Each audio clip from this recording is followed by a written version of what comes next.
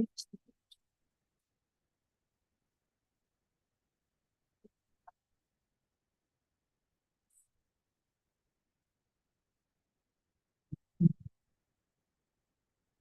right, it's 5:15. So we'll go ahead and get the meeting started. Are we recording? Okay. This is the June 4th, 2024 meeting of the City of Charleston Board of Zoning Appeals Zoning. Present here today are a full board: Allison Grass, Howard Morrison, Robin Richards, John Bennett, Bill Goodwin Jr., Chappie McKay, and me, your chair, Jeff Tibbles.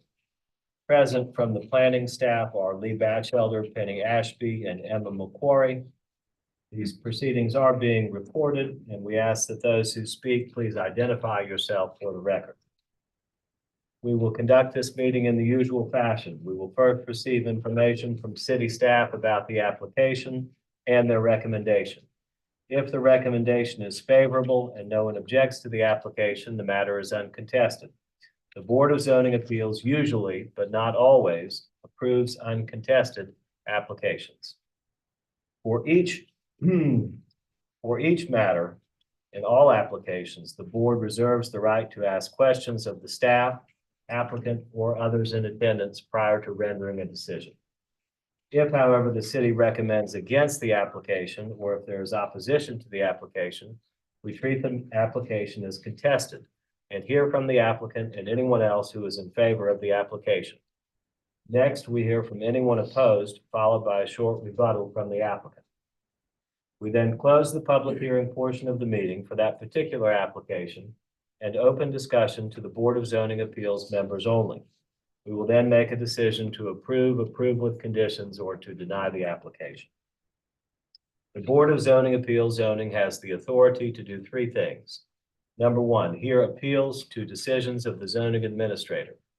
Number two, grant special exceptions, a fact-finding function of the board. And number three, grant variances to the zoning ordinance if the application meets the hardship test outlined in section 54-924 of the ordinance. The board may deliberate and make a final decision on a matter by majority vote of members present at the hearing and qualified to vote, provided that not less than a quorum is present and qualified to vote. However, an affirmative vote of 2/3 of the board members present and voting shall be required before a use variance may be granted. For a variance to be granted, the Board of Zoning Appeals must make the following findings. A, that there are extraordinary and exceptional conditions pertaining to the particular piece of property. B, these conditions do not generally apply to other property in the vicinity. C, because of these conditions, the application of the ordinance to the particular piece of property would effectively prohibit or unreasonably restrict the utilization of the property.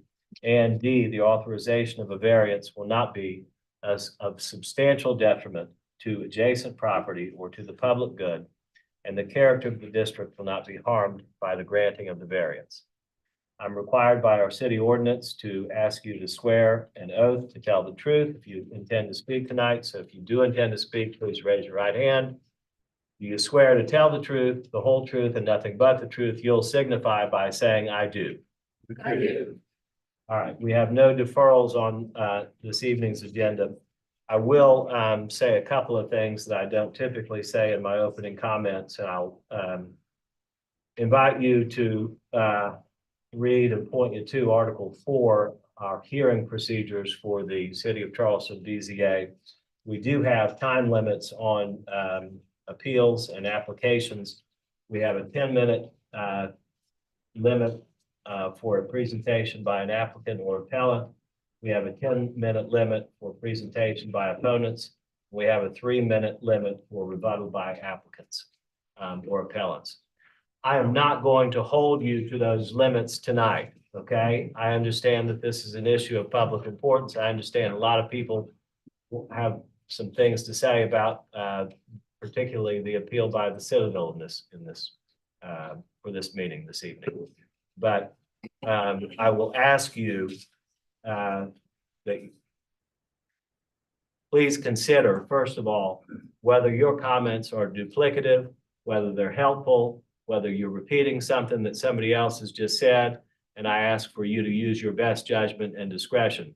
I also ask you to be respectful tonight.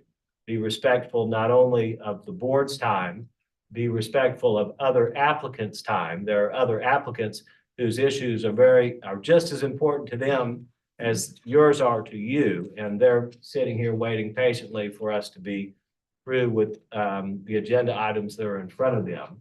And then finally, I ask that you be respectful, please, of other people's positions and opinions and the statements that they make before the board this evening. So if we all play by those general rules, I will try not to call time on people, but we will be reasonable and we will be respectful of everybody's time this evening.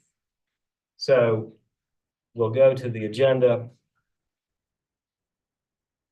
for this evening's meeting, and the agenda item A1, review of minutes and deferred applications from previously advertised BZA-Z agendas. Number 1, review minutes of the May 21, 2024 board meeting. Those draft meeting minutes have been circulated to you, board members, in your packet of materials for this meeting. Do I have a motion? All right, Mr. McKay moves to approve. Mr. Bennett seconds the motion. All in favor, please say aye. Aye. Any opposed? Okay, Mr. Morrison abstains because he was not in attendance, but the rest of the votes are to approve the minutes. The next item on the agenda, A2, 19 Colonial Street, Charlestown, PMS number 457-07-04-009. Council District number 8, zoned STR, requesting a special exception under section 54-110 to allow a one-story screen porch addition that extends a non-conforming 1.8 foot north side setback and a non-conforming 9.2 foot south side setback, steps, landing, 6 feet and 12 feet are required. Requesting a variance from section 54-301 to allow a one-story screen porch addition with a 55% lot occupancy, 50% lot occupancy limit, 53% existing lot occupancy. The owners are Samuel and Chandler McChesney. The applicant is Tyler Smith Architects, Brian Crouch, Mr. Batchelder. This is a residential property located on Colonial Street just south of Broad Street. Shown here on the zoning map. And the request before you tonight is to remove a deck on the back of the house and build back in its location a screen porch, one-story screen porch. The screen porch is a little bit deeper than the existing deck and is different in other ways, and you'll see that. But this is the property on Colonial Street. The application that was submitted, information with the application. Of course, this was deferred from our meeting last 2 weeks ago. 2 weeks ago. And to allow the applicant to contact and meet with the neighbor next door at 17 Colonial Street because of some concerns that that neighbor expressed. And so anyway, it's my understanding that meeting has taken place, and we'll find out, I guess, if there is any issue with that neighbor. But this is an image of the back of the house with the screen porch addition that they're proposing shown here. And images of the existing property. You see the deck in the upper left and the upper photographs right there. And then these are images before or existing, I guess, on the left and proposed on the right. So here, one here. So here is that proposed deck and the stairs that come off the south side of the screen porch. Existing site plan, you see the deck here. Proposed site plan. And so what's happening is the screen porch is a little bit deeper. And so there's an extension of the non-conforming north side setback. In this case, it's 1 foot 10 inches off the north side property line. 6 feet is required. And then an extension of the south side, non-conforming south side setback with this stair addition right here. The porch itself meets the setback requirement of 12 feet, but the stairs do not. And again, existing proposed, more images. Left is existing, right side is proposed.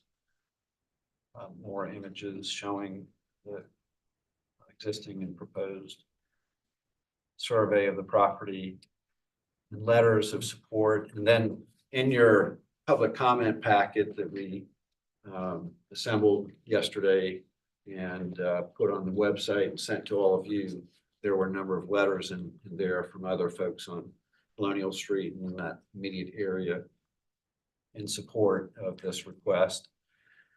More letters here, letters. I don't think this included all of them that went into the public comment.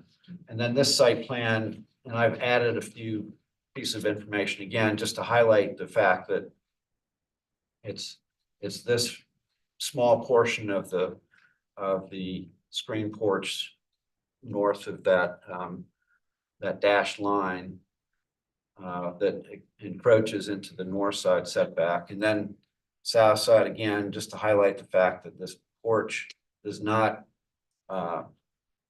encroach into the south side setback. It's just the stairs.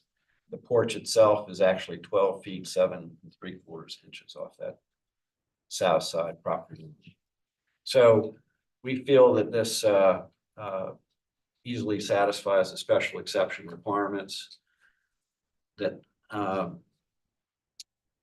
that speak to light and air impacts in this type of situation on adjoining property owners. And we don't believe that this creates any kind of significant impact at all.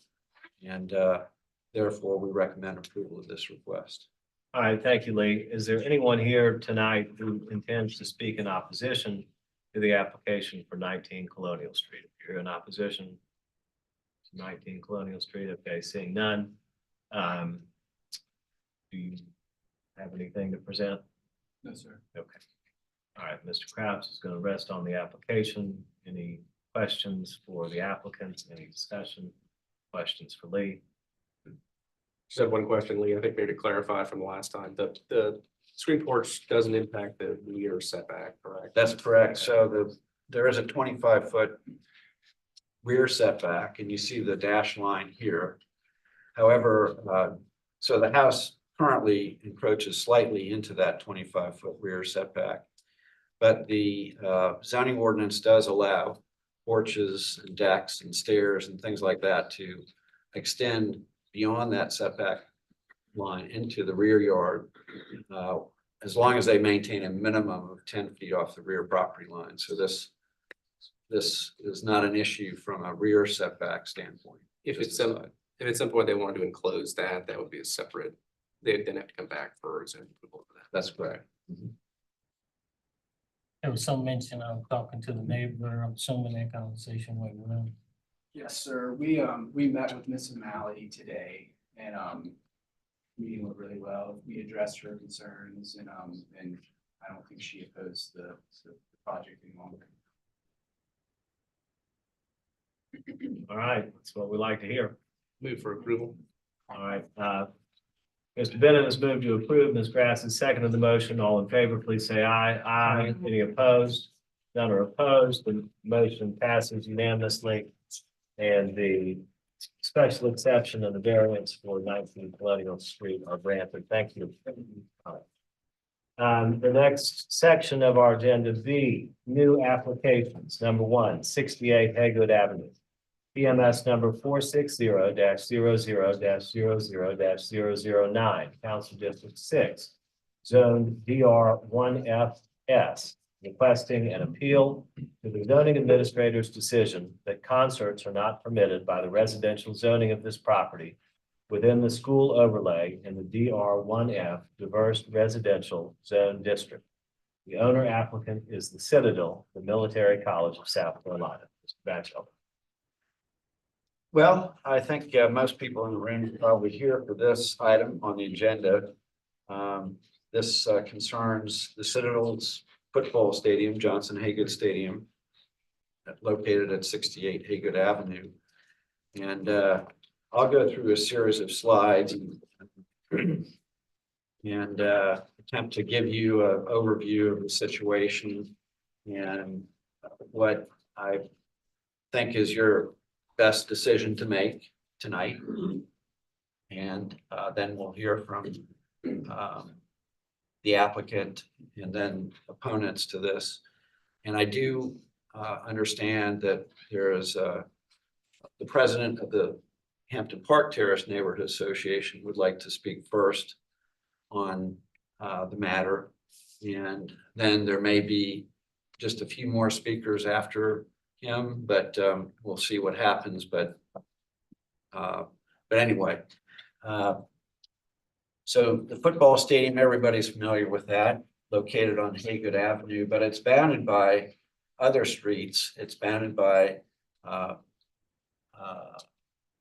and now this is Congress on the north, Congress Street on the north, Parkwood on the east, and Fishburne Street on the south. And I just want to give you a little bit of history on the stadium and the zoning of the property. So my understanding, the first field was constructed on this site back in the 1920s, before we ever had any zoning regulations in the city of Charleston. And then in 1931, the city adopted the first zoning ordinance for the city. And in that district, they placed this property in a residence district, an A residence district in that zoning ordinance. And up until 1966, we only had, I think, 2 residential zoning districts in their zoning ordinance. But in 1966, the city adopted a major revision to the zoning ordinance and created new zoning districts. And so at that point, the property was rezoned into the DR1F Diverse Residential Zoning District. And it remains in that district today. Haven't been any major revisions to the zoning ordinance since 1966. But there have been a number of revisions to the ordinance, and I'll get to those in a minute. So this map shows the DR1F zoning district in brown. And you see that to the west of Haygood Street, you see the red, and that's a commercial zoning district. But the majority of the campus of the Citadel is in the DR1F zoning district. And then you also see on this map that you've got residential properties to the north and to the east and the southeast of the property. And those residential properties are zoned in various ways. DR1F, DR2F are the 2 zones that you see on this zoning map. So in 1999, well, let me back up. So 1966, the city zoned it DR1F. And school uses at that point required, in the residential zoning districts, required the Board of Zoning Appeals approval for a zoning special exception. So schools were not allowed by right, they required the board's approval as a zoning special exception. So the board had to make findings that whatever was being proposed met certain requirements. And in 1999, the city council adopted the school overlay zone. And what we were attempting to do back then, it's worked very well, was put more authority in city council's hands over the where existing schools might grow or new schools might occur. Because schools typically are located within residential areas and residentially zoned areas. And because of some things that were happening back then, it was felt that city council should have a little bit greater say on where the growth of schools might occur, where new schools might occur. And that gave them their authority. So the Citadel was rezoned into the school overlay zone to reflect its existing status as a school property. And Burke High School, of course, is located adjacent to the stadium property, and that has a school overlay zone as well. And this zoning map, which is the zoning map that applies today, shows that overlay zone in that cross hatching. So basically what we did was create the overlay zone, and then we transferred the zoning special exception criteria that formerly was in the DR1F district into the overlay zone. And same basic rules apply. If you want to build a new school facility, or you want to expand or change an existing school facility, you have to come before this board and seek your approval for a zoning special exception that satisfies the criteria in the ordinance.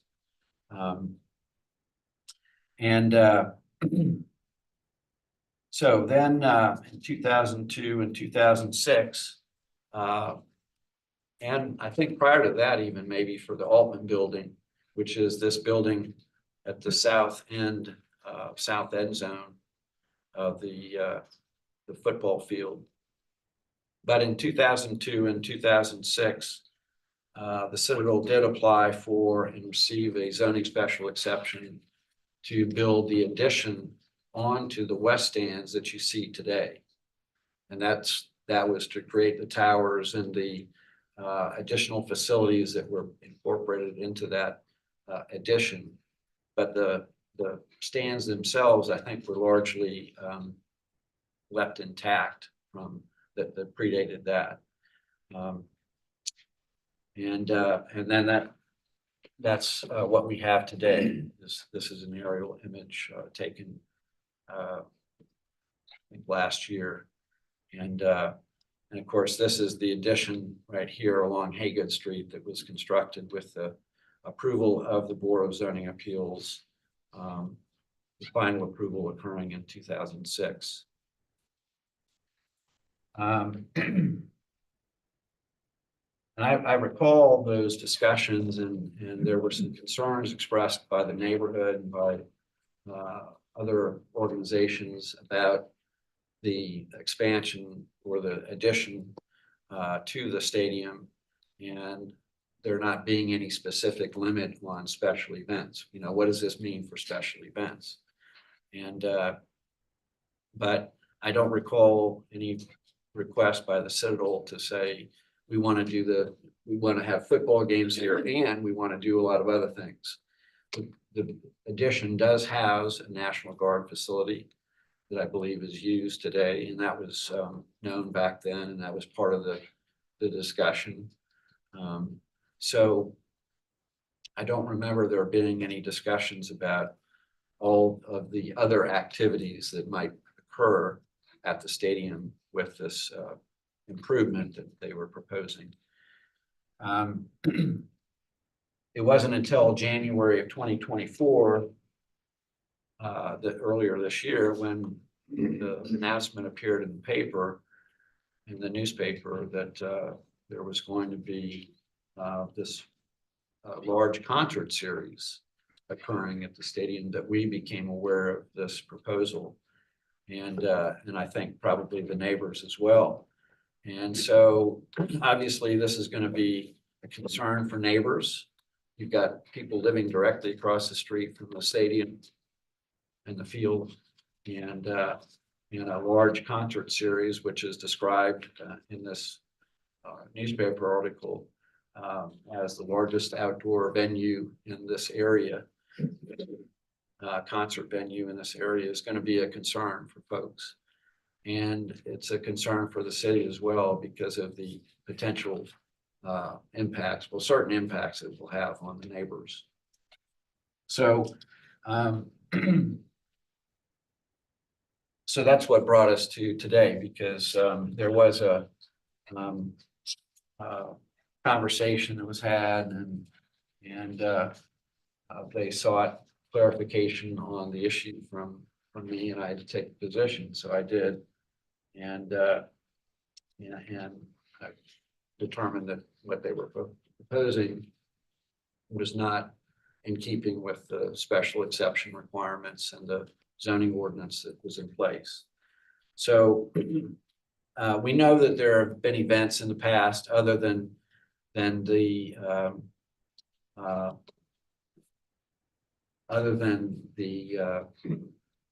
football games. Occasionally, there'll be some type of other event there, and that hasn't really been an issue. But what they're proposing today with this annual concert series, 6 to 10 concerts a year, is altogether different from anything that they've had in the past, I believe. And so it's that clear increase in the intensity, the frequency of other events here that's raised our concern. So in my opinion, the outdoor concert venue that they're proposing is not a school use. It's not an accessory use to the school use.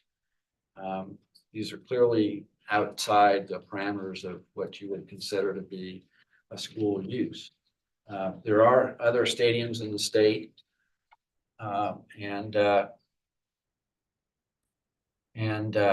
but before I get to that, let me just go through the special exception requirements, because this is what we're specifically dealing with in our zoning ordinance. So this is the school overlay zone section from our zoning ordinance today, and it talks about the intent of the school overlay zone is to provide for appropriate sites for the establishment or expansion of school uses within residential zoning districts, as set forth on the official zoning map. The city places a high value on the preservation of the character of its residential neighborhoods. Potential negative impacts affecting residential neighborhoods shall be minimized to the greatest extent possible. And then continuing on, we get to part 2 of this section, which speaks to elementary, secondary schools and colleges.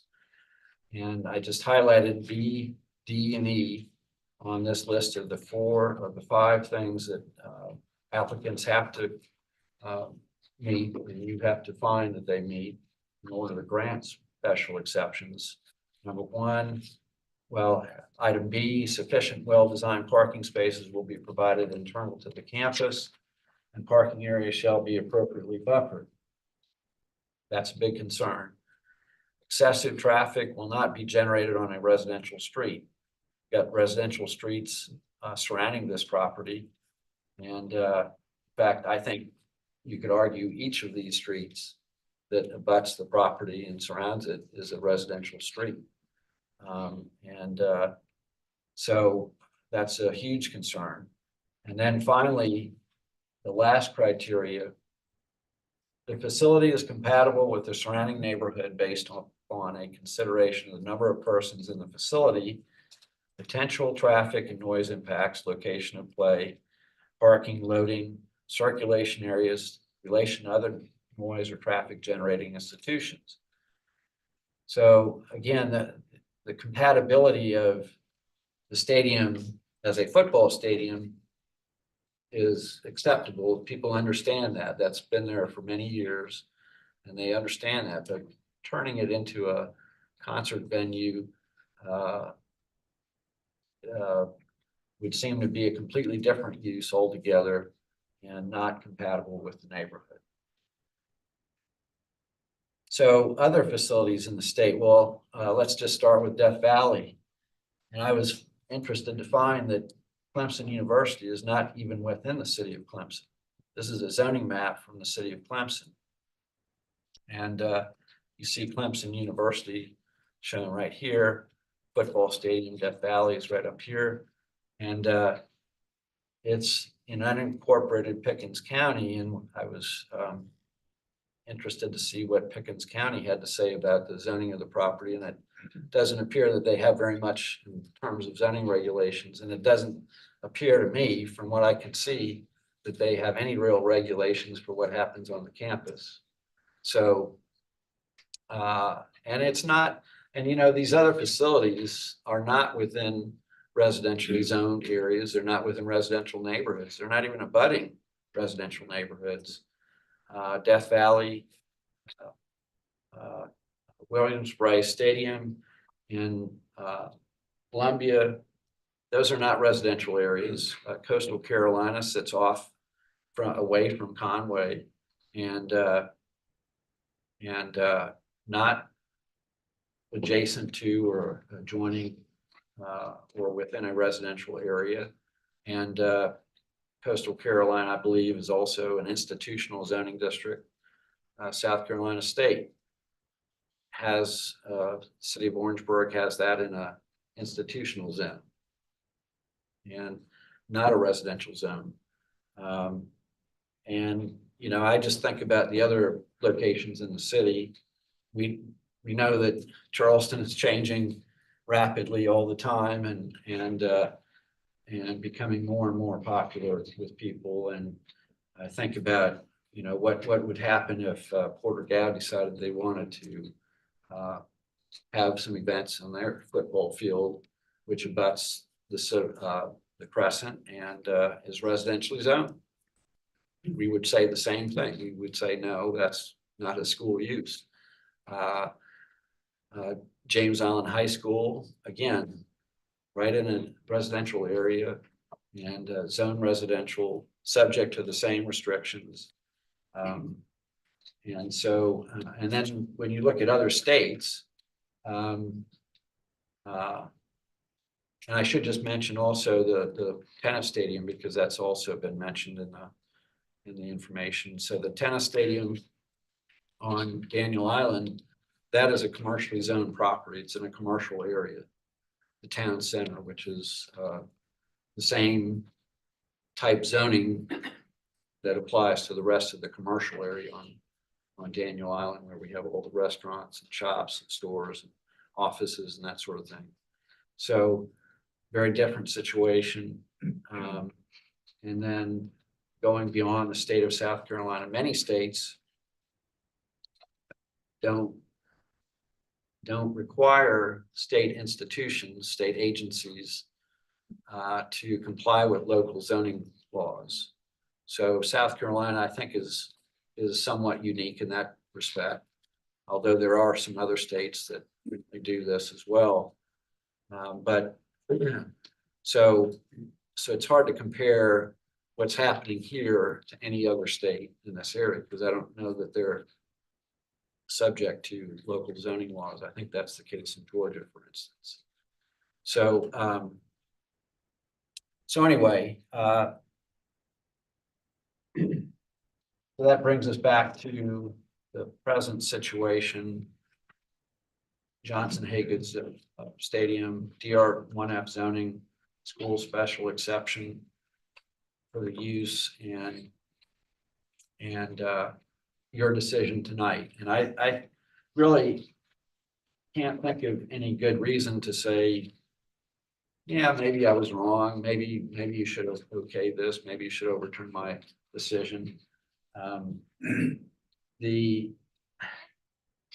seems like if you approve this or say that my decision is wrong and overturn it, then where do you draw the line? You know, when does this truly become something that's not appropriate for a school use? And it seems like what they're proposing crosses that line, goes well beyond it, and that the decision for you should be easy, that you want to be cautious, you want to be respectful of the the residential zoning that's in place and the restrictions that we have and the neighbors that are surrounding this property. So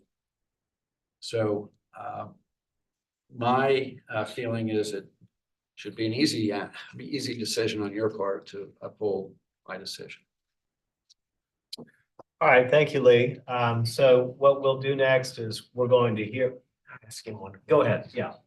Thank you, Mr. Morris. Can you address the College of Charleston issue? The college does have a lot of residentially zoned properties, and the Cistern is one of those. It's residentially zoned.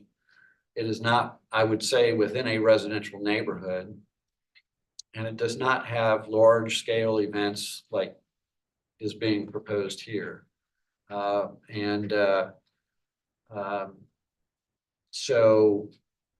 I don't know exactly how many people the Cistern holds during their events that only occur You a see few it times as a an day. intensity difference, a clear intensity difference? Yeah, I see that being very clear as a difference in intensity. Thank you. All right. Well, Mr. Morrison, since you asked a question, I've got to ask a question. Lee, I know you referenced special exception criteria, but just to make clear, the Citadel has not applied for a special exception in this case. Is that right? That's correct. And so what they've done procedurally here, we're in a posture where they've asked the city to confirm that their current zoning would permit this concert use. Well, I think that's essentially what they're asking. They want you to overturn my decision and probably find that what they're proposing is. But the original request says it came to you. Your decision that is under appeal is that their current zoning does not permit the concert use that's That's being correct. proposed. Is that right? Okay. Yeah. All right, so here's what we're gonna do. We're gonna hear from the Citadel first. They're the appellant. As I said, I'm not gonna strictly follow the time limits, but I will administer time controls if necessary.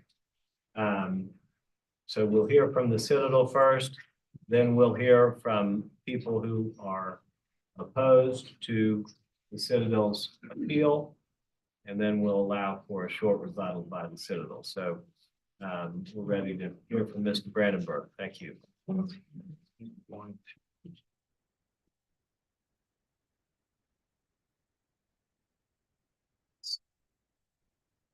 Apologize a couple times right off. First, for what I'm about to do, which is contain some additional materials. This is a copy of the PowerPoint presentation I provided to you about. I'm going to show it to you for a second.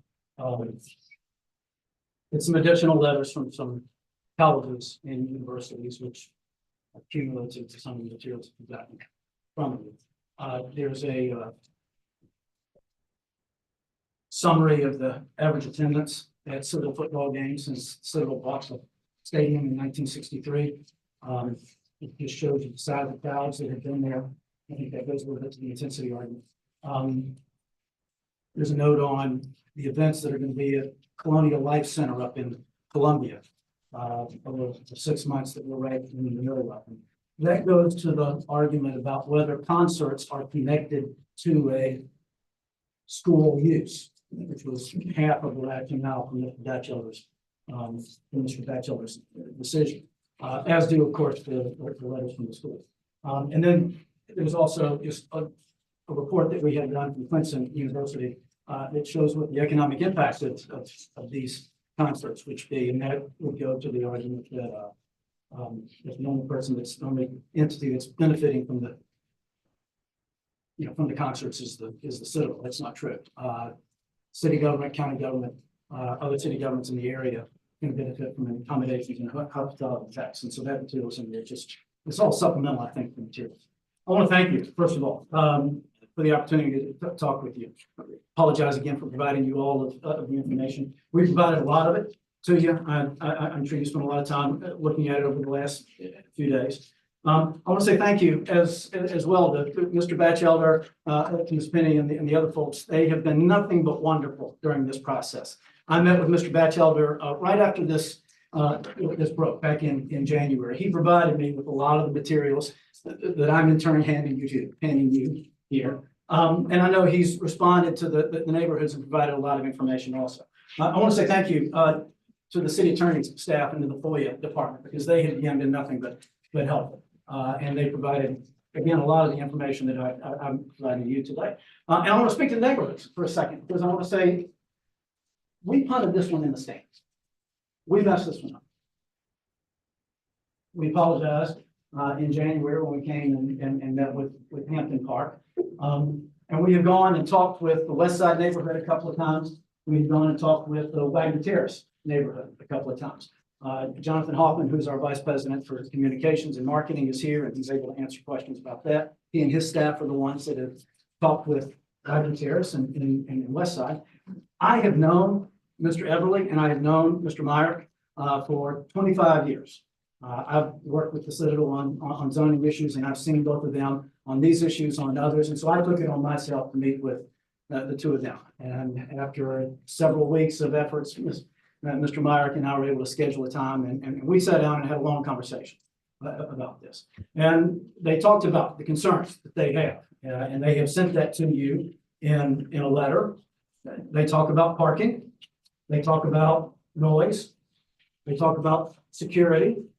They talk about flooding, this is not really something that's going to affect it. But if I can speak about flooding for just a second, you'll know that a couple of years ago, we replaced Capers Hall. And one of the things that we did when we replaced Capers Hall was we actually opened up a storm line that had been closed back in the 1970s. So Jeff Lamberson is our vice president for for facilities. He's the one that built that building. He can talk to you about the efforts that we have made from that standpoint. I don't know that they're really pertinent to this issue, but I wanted to point out that we have done things, to work with the neighborhood, and we're willing to work with the neighborhood again. We plan to work with the neighborhood again. And the place to do that is not in a zoning hearing like today, because the issues that are in question have been decided months and years ago already. The issues that are pertinent to a concert series are the ones that the special events permit process specifically addresses. And the Citadel has told them, as I told Mr. Myrick and Mr. Everly that several weeks ago, the Citadel, anybody that's going to use the stadium has to go through that process. And it's my understanding that the city's actually changed that process a little bit. They've started putting agendas online. Gives the community the ability to provide input on those particular decisions. And that's where this discussion ought to be, is in the special events process. When you talk about how many concerts, what time the concerts are, how many people are going to be there. That's the place that this discussion ought to be, not at the zoning board. Because again, these decisions have already been made. The principal use, go ahead, Lee. Would you? Yes, please. Okay. Yeah.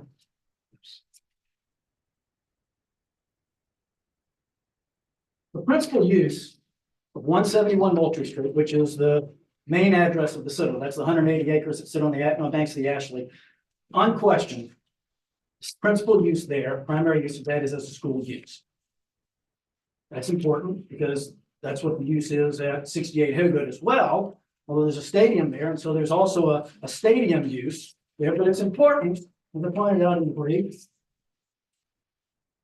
that as a part of the principal use as a school, one of the things that schools do is they have concerts. And all of the materials that I provided to you from various schools say that to you. They say this is an important part of what we do is concerts. That's a normal part of what schools do. So as a principal use, if nothing else, concerts are allowed at 171 Moultrie Street, and they ought to be allowed at 68 Haygood as well. Next slide. At worst, concerts are an accessory use. And these are the definitions that the courts have given us about accessory uses. And I've quoted the Charleston ordinance as well. Accessory uses are defined as uses of land or of a building or portion, which are customarily incidental and subordinate to a principal use located on the same lot or parcel. The best evidence that concerts have been an accessory use for the last 100 years is the fact that the city and the Citadel, in the 60 years that the school has owned the stadium, the city and the Citadel have had concerts, have had festivals, have had circuses, have had rodeos, have had all kinds of things that are going to attract and create the exact same problems that Mr. Batchelor talks about with the concert series. Those have gone on without objection, literally since day one. So let's go to day one. Next slide. This is the earliest picture that I could find. This is the original Johnson Haygood Stadium. This is the stadium that the city built in 1927 when it still owned this property. You can see a little bit of the Citadel back in the back. You can see some of Hampton Park over on the right-hand side of it. What's important about this is all of this development took place in 1920, between 1923 and 1927, when the Citadel moved there to land that the city had given to the school. There was, as Mr. Batchelor said, no zoning code. City of Charleston hadn't adopted a zoning code. The reason they hadn't adopted a zoning code is because it wasn't allowed by the legislature. The legislature passed a statute in 1924 allowing municipalities to adopt zoning codes. And the first episode, the first time that the city adopted that was in 1931. The statute that they based it on is reflected now in the next statute, right? This is the current version of the enabling statute. And look at what it says. Zoning ordinances must be for the general purposes of guiding development. We're not developing anything out there. We're not creating new buildings. We've gone through the special exception process, as Mr. Batchelor talked about. We've gone through it in 2000 when we rezoned. We've gone through it in 2002 and 2006 when we built the Altman Center, and also when we added on to the building and created the, what I would call the National Guard Readiness Center, and also the suites and the press box on the top of the home stands. We went through the special exception process because we were adding on to the buildings at that time. That's what the zoning ordinances are designed to address. Is when you add on, when you expand. When you expand as a school. Next slide. Now, zoning ordinances, of course, address use of property, but this is what the Court of Appeals has said in 1987. They said local governments have wide latitude to enact ordinances, regulating what people can do with their property. But they have to draft the ordinances so that people have a clear understanding as to what is permitted and what is not. Otherwise, the courts will construe ordinances to allow people to use their property so as to realize its highest utility. That's what we're wanting to do here. And for the last, again, 100 years, it's been clear that concerts and a whole host of other things have been allowed at 68 Haygood. Next slide. As Mr. Batchelor said, originally in 1931, the city put this property, Hampton Park, 171 Vulture Street, in an A zone. And one of the things that was specifically permitted at that time was schools or colleges, libraries or museums or some of the other parks, playgrounds, or athletic fields that weren't operated as a business for profit. It's important for a second because I want to talk about what has happened at the stadium over the last few years. Go forward. Moved into a B residence in I had it as 1947. I may be off, I'm not sure. So they added a B zone, and they said anything which was allowed in an A residence district, which included schools or colleges, fraternity houses, and accessory uses, anything that was incident to the use of property as a school, all that was allowed from 1947 until the zoning code changed. Now, Lee, you said it was in the 1960s. I thought based on our conversation, it was in the 70s. But go on to the next slide. 1964, after the Citadel bought the property, the city redrew the map. This is the map again. You can see Johnson Haygood Stadium. Now it's turned 90 degrees because the city rebuilt the stadium in 1947, turned it 90 degrees from the field running east-west to now it runs north-south. So you see it called out on the property that's at issue right here. And you can see all of this area is in a B residence district, which allowed schools and colleges, didn't specifically talk about stadiums, but said that accessory uses were allowed. Go on to the next one. 1974 is where I had to change. You said it was sometime in the 60s. And I apologize. That's when they went to the DR1F and they said, yes, there's got to be a special exception if you want to establish a school, if you want to construct one, if you want to expand one. Of course, that's not what we were doing back then. We were already established, so we didn't have to go through that process. We would have met all of that on the school side. I think we would have met it on the stadium side as well, had we had to go through it. Next slide. Then in 1999, as Mr. Batchelor said, they rewrote the ordinance and created the school overlays. Why did they do that? Because there's elementary schools on the peninsula that were buying up pieces of property, and then they were rezoning those schools as schools. And that was the reason, that was the effort that the administrators were trying to stop. They imported all of those criteria that were in the DR1F area, in the DR1F exception. They imported those as the criteria that the board has to look at in making a determination. Now, this is the planning commission, has to make a decision on whether to zone a piece of property so that a school can operate in it. They added one more criteria, which is the compatibility criteria, Mr. Batchelder talked about. Oh, back up. Not yet. So we learned about that in 2000. I started at the law firm and started doing the zoning work in late 1999. It was after this change had been made. The school had no idea that it had been rezoned in that fashion. We learned about it again as we were trying to start forward on the Altman Center project. So we came through, we asked to have it rezoned in the school overlay zone. Yvonne Fortenberry was the head of the department at the time. I went to the city council meeting and she said, this is a technical change. All the other schools in the peninsula have had to do this. There's nothing unusual about it. So we didn't go through a special exception process for the campus primary, but we did talk about it with the buildings that we were trying to add to the stadium, which ultimately became, as Mr. Batchelor said, the Altman Center. Go ahead. This is 1934. You know, this is after the zoning code has been adopted. It looks roughly the same, just from a different angle. You can see the old stadium. It began as running east-west. You can see the Citadel. Not a whole lot of buildings at that point up in the upper left of the picture. Again, at this point, the city owned the stadium. And it raises the question, what did they do with it? Because as I've said, the city, since 1923, has thought that concerts, festivals, circuses, rodeos, all kinds of events that were prohibited under the specific ordinance, which said you couldn't operate a place for profit. They all thought these were accessory uses under a school use. We used the stadium back then.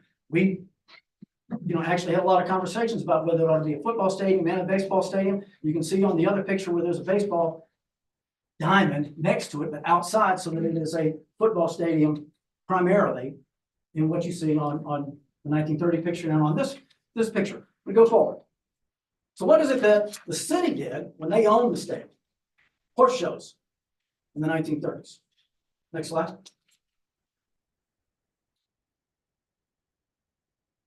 It's actually the Azalea Festival that they used to have. Multi-day festival that went on. The horse shows was just one of them. Is it frozen on you, Lee? No, you want me to keep Yeah, going? go ahead. Okay. So again, the Azalea Festival, they're crowning the festival queen. That's over on the left-hand side. I covered up part of it because this is from the early 1940s and there's a part that talks about World War II. But the Army Band came and held a concert in 1947. This is the first mention that I could find in our archives of concerts that had been held. And remember what Mr. Batchelder's ruling was that concerts are not allowed at Johnson-Hagan Stadium, even though they've been there for 70 plus years. Next slide. Coastal Carolina Fair in the 1950s, a rodeo in the 1950s. Again, Coastal Carolina Fair in the late 1950s. All of this is while the city owned the stadium. Next slide. When we bought it in 1963, if anything, we reduced the number of activities that were there, at least early on. These are articles. I got all of these from a wonderful site called Newsbank. These are all from the Post and Courier's archives years ago. So on the left-hand side, what you see there is it talks about a historical pageant that was happening on March 19th and 21st at 8 p.m. in Johnson-Hagan Stadium. Middle Ed talks about a salute to America. It's a presentation of American history and music with participants from all Charleston County schools.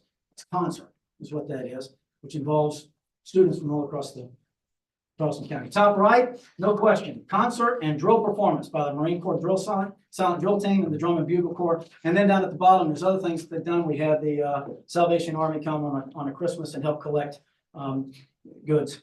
We do that kind of thing nowadays with a birthday for Jesus that takes place on Christmas Day every year. Next slide.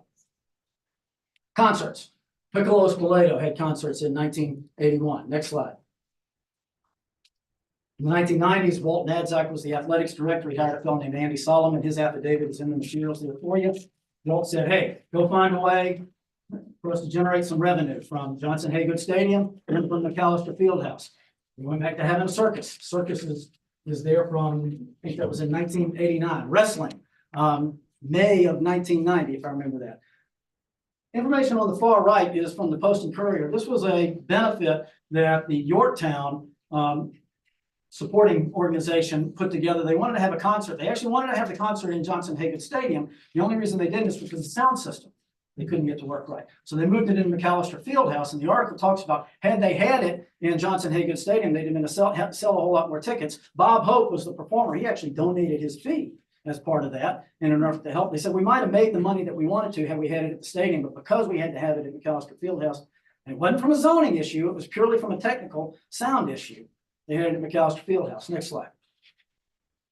The 2000s, again, we dropped back on some of the property or some of the use of the property. We have replaced the east side stands. We've replaced the west side stands. You can see in the materials that I provided you just this evening that the average seating during those time periods has gone down because we've reduced the number of seats.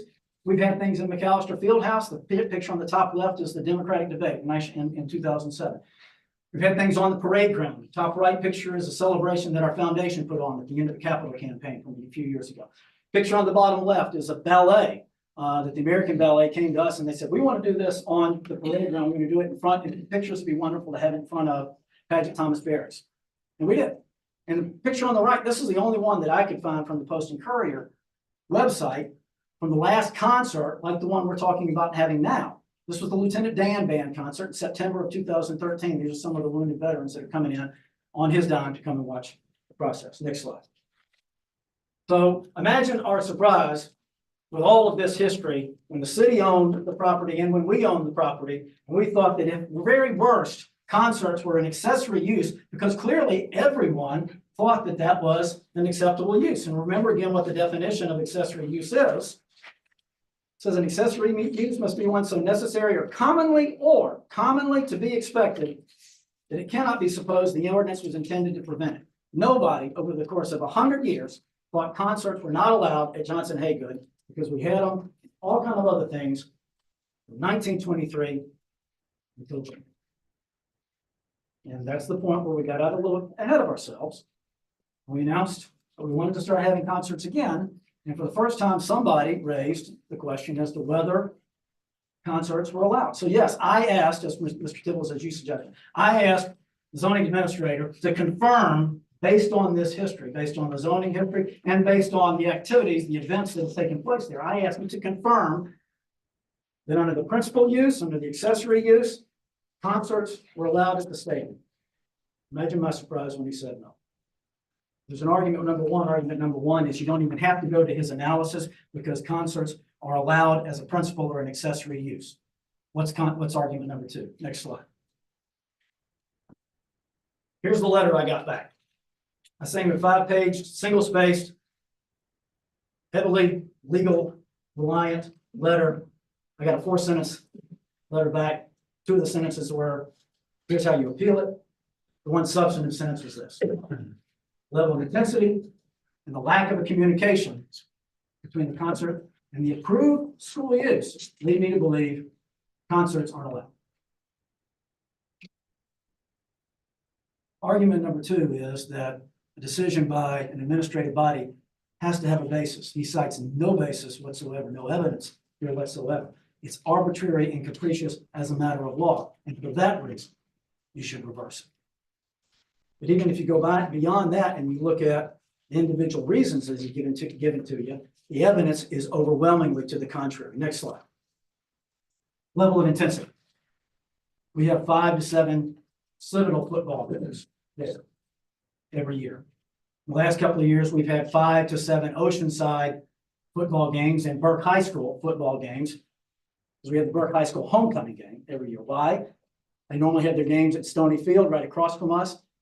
They have more than 5,000 people that show up at homecoming, and so we've had them in the last couple of years. What is it that Mike Capaccio, our director of athletics, has said in the affidavit that he provided to you? I thought he would be here, but we are looking for a baseball coach, and so maybe that's what he's out doing. He says we're talking about 5 to 7 concerts, and we're talking about the same 3 hours that football games take place. So as far as an intensity level on a daily basis, it's the same. From a frequency basis, we're going to add 5 to 7. Our total use of the stadium, even including all of the other things that I detailed in the materials to you, mac and cheese cook-off, the wine festival, things of that nature, all of it is still going to be less than 10% of use of that building year-round. Less than 30 days we'd be using.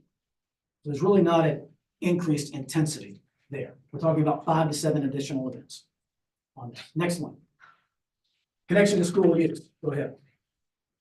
You've got letters from all of these colleges. And again, this goes to the argument that concerts, in Mr. Batchelder's opinion, are not sufficiently related to a school use. All of these schools, public schools, private schools, in-state, out-of-state, big schools, small schools, all of them have sent letters to us saying concerts are an important thing that we do.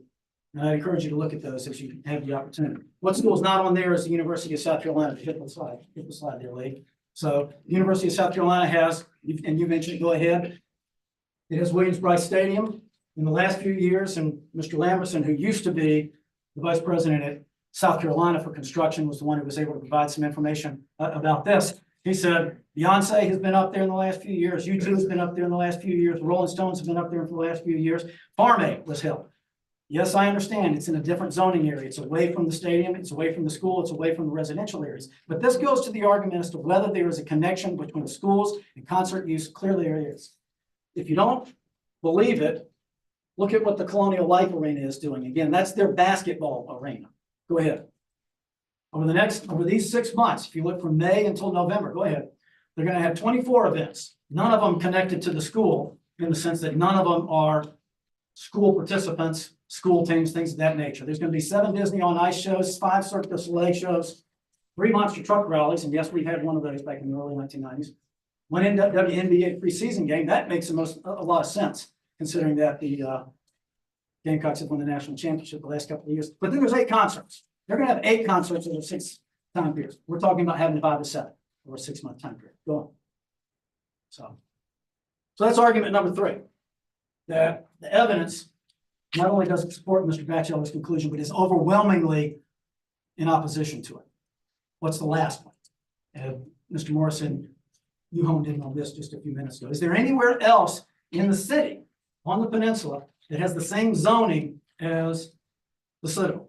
And particularly the same zoning as Johnson Haygood Stadium. That's Johnson Haygood Stadium on the left-hand side. Up on the right-hand side is the cistern. Mr. Batchelder pointed out you've got residential areas all around the Johnson Haygood Stadium. You have them all around the cistern as well. It's the exact same zoning. The diverse residential, single family with the school overlay zone. Next slide. You've got 7 concerts just in the last 10 days. You've got 4 in the next days. Again, if there's any question as to whether concerts are an accessory use, it's definitively shown simply by the fact that you're having concerts there. Never a question from anybody in this office or anywhere else. Next slide. If this decision holds, then you're gonna have conversations with the elementary and middle schools around the city. So they can't have concerts either. You've got Mason Prep down on the bottom hand left, Charlotte Day School, Meminger Auditorium, where Spoleto has events in the auditorium there. Up near us, of course, Burke High School we talked about. Mitchell Elementary is just outside our gates. James Rivers and look at Sanders Clyde is on the top right-hand side. All of those in some kind of residential area with the school overlay. And again, if the logic that Mr. Batchelder has applied in reaching his conclusion it holds true, then it applies to all the rest of these as well. Next slide. The problem is the city's not even applied its logic consistently with regard to us, because back in March of this year, after the ruling came out, Burke High School held the Simply Seafood Market Kitchens held the Battle of the Bands, which was a 4-hour event where 6 different bands came and played music for several hours. We're asking for a 3-hour event where 1 band would come. And I pointed out the other events that have occurred over the last 100 years that are concerts and everything but name. This is one that shows just the inconsistency that's been applied. That's a violation from a statutory standpoint, I think, because the statute says you're supposed to apply the rules in zoning districts similarly. It's also a violation from an equal protection standpoint that says you have to treat similar areas similarly. Last slide. This is some of the, lastly, is some of the quotes that Mr. Summerfield has offered in the interviews as a result of all of the interest in this the last couple of weeks, and reread it for him to concede that concerts are allowed here. What he's holding at this point is maybe the concerts, the whole concert series is not allowed. That's not the letter that Mr. Batchelder wrote to us, though. Mr. Batchelder said concerts are not allowed. For all of those reasons, for the reasons that it's a principal or accessory use already, and that decision has been made long ago. You shouldn't even get to Mr. Batchelder's argument. So if you go to his letter, there is no evidence to support the conclusion that he's made, and indeed the evidence to the contrary, is overwhelmingly to the contrary. And then from an equal protection and an equal application of the statute standpoint, clearly it's not being applied equally across the city or even in the use of our stadium itself. I'm happy to answer any questions. I know that we have a lot of folks here from the school. I'm not going to ask them to speak. I know there are some residents and some alumni and other folks who are residents around the city and all who may want to talk, but I'm happy to answer any questions before I turn it over to anybody else. Mr. Morrison. Mr. Brandenburg. Good evening. I want to make sure I understand where the differences are here. Does the Citadel contend that compatibility criteria do not get reached here, do not apply because the zoning controls Yes. and the accessory use Yes. controls? Yes. That's what I thought. All right. I think that's my only question. Any other questions for Mr. Brandenburg while he's at the podium? All right, thank you, sir. We may have other questions as we go along, but for now, thank you. All right, do we have anyone else who wishes to speak in favor of the Citadel's appeal? All right, so come on up and please state your name for the record, and please try to keep your comments as brief as possible without duplication of Mr. Brandenburg, but we'd love to hear from you. My name is Tommy Queenie, and I was the chairman that, when we built the home side of the stadium from 2004 to 2008. And I would tell you that, just to make a slight correction, there is nothing in that stadium that isn't new except the brick wall next to the tennis courts, the flagpole, and the light poles. Everything else, including the stands, are new. Just to make sure everybody knew that. I also chaired the Medal of Honor Bowl that was played at the stadium 2013, 2015. We had pretty good crowds there. Last year we had 12,500. It was a great community event. The All-Star game had 73 players from that last game go to the NFL. The city turned out, everybody enjoyed it. There were, of course, hospitality taxes, accommodations taxes, it was all good. And we rented the stadium from the Citadel, so that's an accessory use in addition. But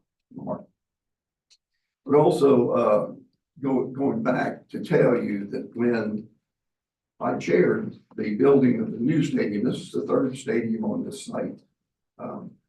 I looked back to find the history, found that the city owned it, the city sold it to the Citadel. There were three parties that contributed money to build the 1947 stadium. And then the new stadium was about a $45 million project. And we even had federal funds that came in to help with that because of the National Guard Army piece. I would just remind folks that we know that there was a stadium there for 100 years.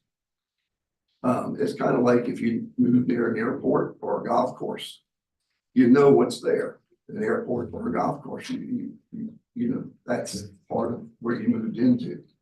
There's nobody alive today that lives in those neighborhoods that bought in not knowing they're buying next to the stadium that would have events. So that's just a point that I wanted to make. And that's really all I had, unless anybody had any questions for me.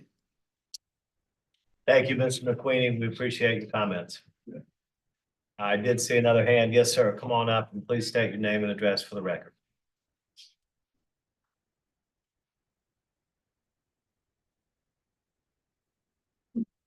Thank you very much for serving on this board. My name is Todd Garrett. I live at 338 President Street, just out of sight here. Three main quick points to make on the, why I'm speaking in favor of it. One is this is going to support athletic scholarships. And Citadel does a great job of bringing particularly South Carolina athletes and paying for them with their scholarships and providing a tremendous education with those scholarships. So that's what this is going to support and one of my main reasons for supporting it. Number two is that I moved to Hampton Park 17 years ago. I grew up, I went to Kenny Rogers concert on the Citadel campus in the mid 1980s. That we've got battle of bands, we've got Spoleto events at Hampton Park. We've got parades, whether it's Citadel parade or the alumni parade every year going through the neighborhood, that it's a great neighborhood, and partially because of all the events that are going on. And the final thing is that the Citadel has been a good neighbor. When you look, over the last 25 years, what's been done, you've got Bastion Hall replaced, the business school there has replaced a bunch of faculty and staff housing that was an eyesore to the neighborhood with a brand new building. You got Capers Hall where the chain link fences went down and you've got a brand new well landscaped building on the corner. You've got Chick-fil-A, you've got Starbucks, and you've got a post office that we wouldn't have in our neighborhood without the Citadel. And but those are my three main points. Thank you. Thank you, Mr. Garrett. All right, anyone else who wishes to speak in support of the appeal? Yes, sir. Come on up. Please state your name and address for the record, sir. Ed Sutton, I live at 13 Leicester Road, previously 141 Mulchi Street. So the point has been made. It's Cliff. So sorry. The concerts have been occurring not just in the state, but on campus for 102 years now in a variety of uses. And a few more that I'll mention. Point out Dave Matthews has played there, Widespread Panic, Jimmy Buffett. So absolutely nothing new. And concerts aren't either new to the neighborhood / this Saturday. I'll be taking my wife and my family. We're going to the Spoleto finale in Hampton Park at 5 p.m. to see a concert. We've done that for the last 5 years. So we can figure out how to have concerts here. And I think the question tonight is the use, not the intensity, because I think that comes at a later time. What rules do we put in place to safeguard the neighborhood? The question tonight is the use, and the history is there. And as this property, the campus, the neighborhood has been used for concerts for a very long time. I used to put in money for the Allen Park Jazz Series. So we've had concerts all over this neighborhood. And this is, in my opinion, no different than the use that's been going on for a long time. Thank you, Mr. Sutton. All right, anybody else who would like to speak in support of the Citadel's appeal? All right, we'll hear from anyone in opposition, and specifically, I think Mr. Batchelder had said that there's some order of speakers that you all have decided on internally, which is wonderful. Yes, thank you very much for having us. My name is Kevin Eberly, and I've lived in Hampton Park Terrace at 367 President Street for nearly 30 years now. And I'm the current president of the Neighborhood Association, just to sort of explain why I was asked to speak first. Because we value your time, we do want to keep this short because I could easily call on maybe show your hands if you live in the neighborhood with us. We're not going to have every single person here tell you the same things about noise and traffic and parking and livability and safety over and over and over again. If you have a little time, maybe one or two, but the way that we had spoken to the city attorneys about what we would like to do is have me just very briefly intro this and then have the neighbors yield to one of our neighbors named Jim Myrick, who can speak to the merits if that works. Great. So Just a little bit of backstory. We were absolutely blindsided by this project back in January, even though it had been in the works for a year. Totally blindsided, no outreach of any kind. But we can live with that. In response, we summoned somebody from the Citadel. The Citadel came to our January meeting with their attorney, but they came to our meeting and gave the version of the same presentation and talked about the plans. After that, the woman who was the president of the neighborhood association at the time circulated a survey to the neighborhoods. And you have something like 300 houses, maybe just in Hampton Park Terrace. The response was overwhelmingly opposed. And the reasons were the same things over and over: noise, traffic, parking, safety, livability, over and over and over again. And so that's why we're here tonight, to oppose that. Now, the Citadel has made, I think, sort of the outrageously incorrect statement that these concerts, the series of concerts, are going to be in any way similar to the football games or the macaroni festival that they had, or the birthday for Jesus. They're not. Let's just totally clear the table of that. This is not in any way similar in kind or degree to what has happened there. And I want to make the point, because I know that so frequently I've been to meetings like this, and I know so frequently you see sort of the NIMBY crowd. We all have seen, I'm sure you've seen it more than I have. We're not that. We are not that. As Mr. McKinney said, football games were going on in this neighborhood when I bought my house. I'm happy to have football games on Saturday afternoons. That's not a problem. We are fine with living in an urban setting. That's not what we're talking about. This is an amplification by degrees that simply are unlivable. Nobody would expect this in any other portion of the city. It's outrageous, and to compare them to a football game is simply wrong. It's simply wrong. So, like I said, I've got several of the neighbors here. Hopefully you've had a chance to flip through some of the written correspondence to see that you see the same statements made over and over. And it's not because I've supplied any sort of chain letter. It's the same sentiments over and over and over, that it's simply intolerable. And so the last thing I will say is you're not going to find anybody more interested in local history than I am. And so looking sort of back at memory lane is all very interesting. But the fact of the matter is, right now, we have a zoning code. And the zoning code says this is not permitted. It's not a school use. And even if it were a school use, it does not meet the factors outlined for the exception. That's the here and now. Other schools have been put to that same test, and the Citadel does not deserve any special treatment for that. So with that having been said, if it's okay with the board, I'm going to ask my friend and neighbor, Jim Myrick, to speak next to the merits. Thank you very much, Mr. Evans. Appreciate it. Good afternoon. Myra. Jeremy Tillers. Yes, sir. Board. Thank you so much. I think you can sense from the room how very important this is to us. Critically, these are our lives. This isn't a weekend thing for us. This is how we live our lives. And this is a big part of our lives, is how we live in our neighborhood. That's not a surprise to you.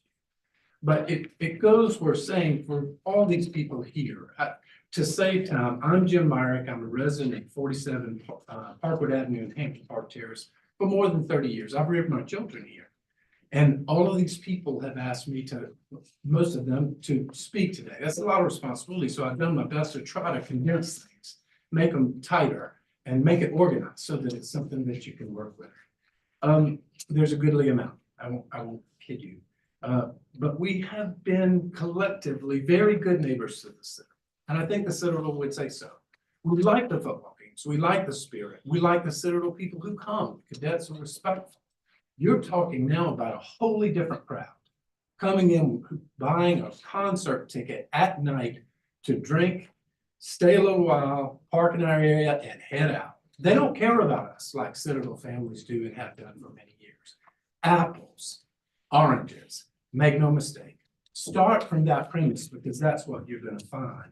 But so importantly, when Mr. Brandenburg, who is a friend, and still a friend, stood up and says, well, look, let's don't talk about it in this form. Let's talk about it in a later form. In a later form, we'll talk about how many concerts we're going to have. We're going to talk about how long the concerts last. We're talking about the attendance. Well, no, wait a minute. That's the camel's nose under the tent. And there was one very, very pregnant question asked earlier. And that question was, do you believe that the compatibility with the neighborhood requirement in the zoning code applies to the city? And Mr. Brandenburg was honest and he said, no, I don't. So how well do you think we'll be able to negotiate with Citadel over the conditions there? When they start off by telling you they don't think their regions that their uses have to be compatible with what we have. It would be an impossible task. If I were to sit down right now, that would make the point. I hope you recognize that. Mr. Everly's point is that we now have a code.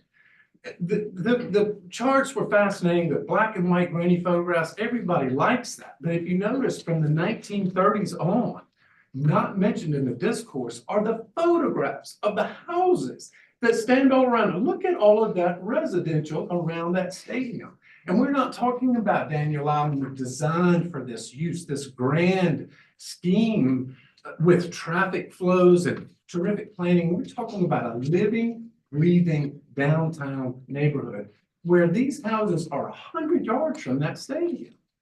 Their children, it's one of the biggest places in the peninsula for children and one of the vanishing. You want everybody to go to Mount Pleasant, everybody to go to West Ashley? Aren't we trying to preserve this part of our city? I think so. Today, bluntly, we see overreach. Overreach without consideration of the neighborhood's interests at all. This is proven by the fact that this plan was underway for a year before we even heard about it.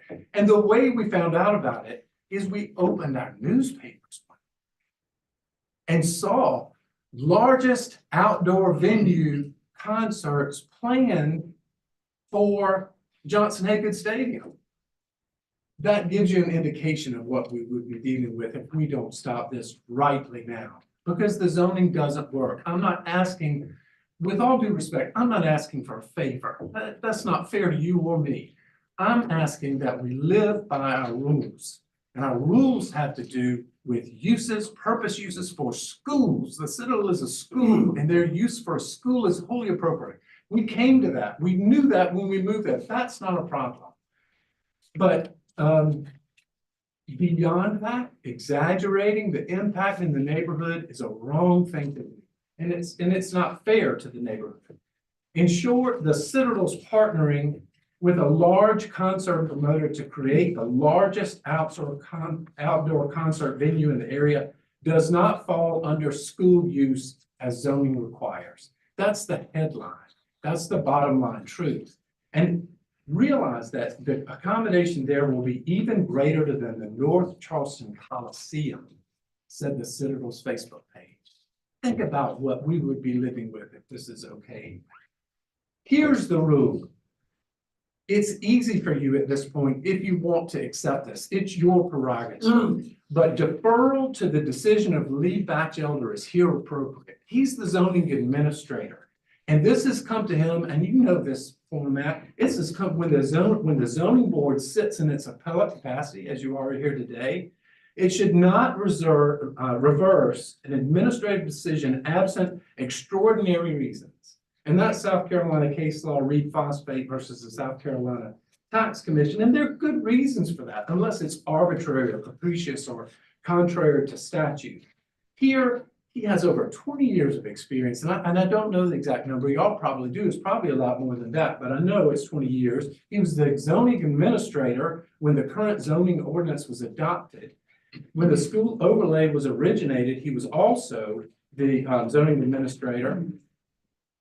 Why should you defer to him in this situation? Because he did his job. How beautiful was the explanation that he gave you? How lucid was the step-by-step of why this is inappropriate, doesn't fit in this area? His view is not only factually, but legally supportable, and it is correct. Also, if you uphold that decision, it ensures a consistent application for your whole city. A consistent application across the whole city. Everybody's playing by the same rules and they know it when they read your decision. Another reason to uphold his decision maintains the relationship with the master zoning laws, not just this one, but the way it plugs in. That's why they honor a decision of an administrator. And to hold this decision gives important credence to Batchelder's reasonable conclusion. And I'll leave it at that. That's the low-hanging fruit. You could affirm this by simply saying, look, this comes to us in appellate capacity. There's no arbitrary capricious exercise here. He gave a very reasoned explanation. Now, number two, should the Citadel seek expansion, only school uses can be considered and only then if it meets all standards. This is not just a concern for the neighbors. This is a concern for the city. You've got a lot of concerns about this because you're going to see a lot of concerns dovetail into this one conclusion. So as you recognize, and I'm not going to go over much of this, I'm going to drop part of this outline because you've already gone over a lot of this historical stuff. So I'm going to spare you that. These few headlines: diverse residential with school overlay. You got that. The neighborhood established 1912. The Citadel came in 1920. The existing stadium was acquired in the 1960s, and the school overlay was passed in 1999. That's all you really need to know. But don't let the tail wag the dog. I mean, this is a residential zone with a school overlay. It's not a school zone with a residential overlay. The statute, the ordinance is written that way to protect us. And we look to you and we look to those regs to protect us in situations like this. The overlay was created to provide appropriate sites for the school uses within residential districts. And that's a quote from the ordinance. Any school use is allowed only as an exception, and that's new or expansion under those circumstances. And thereby, using that mechanism, it's the residential that's protected. The BZA zoning, and this is a quote, shall approve the manner of the school use as an exception upon a finding by the board, that would be you, that the following conditions will be met to minimize the potential impacts to the greatest extent possible. And I'm only going to read the relevant parts. I'm going to spare you those that aren't. Sufficient well-designed parking spaces will be provided internal to the campus. Plant a flag on that because I'm coming back to it. It's hugely important. And parking spaces will be appropriately buffered. D, excessive traffic will not be generated on a residential street. Did you hear Lee Batchelder? He said every one of these streets is considered a residential street, and he's the zoning administrator. And the facility is compatible. Board member Morrison thinks that that's a standard that could apply. You heard the Citadel say that they don't think it does. That the facility is compatible with the surrounding neighborhood based upon consideration of the number of persons in the facility, 14,000. Potential traffic and noise impacts, location of the play parking, loading and circulation areas, and relation to other noise or traffic generating institutions. And the site for that is 54-225B2.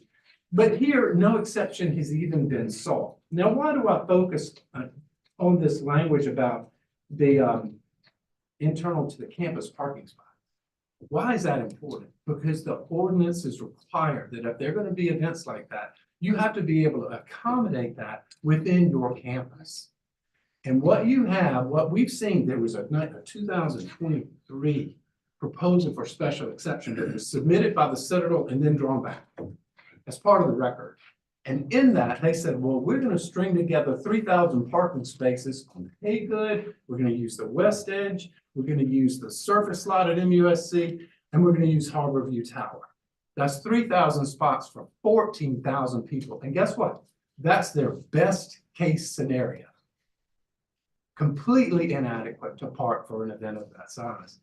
Further, Inside that document is a statement about the Harbor View Tower parking garage. Do you know this garage?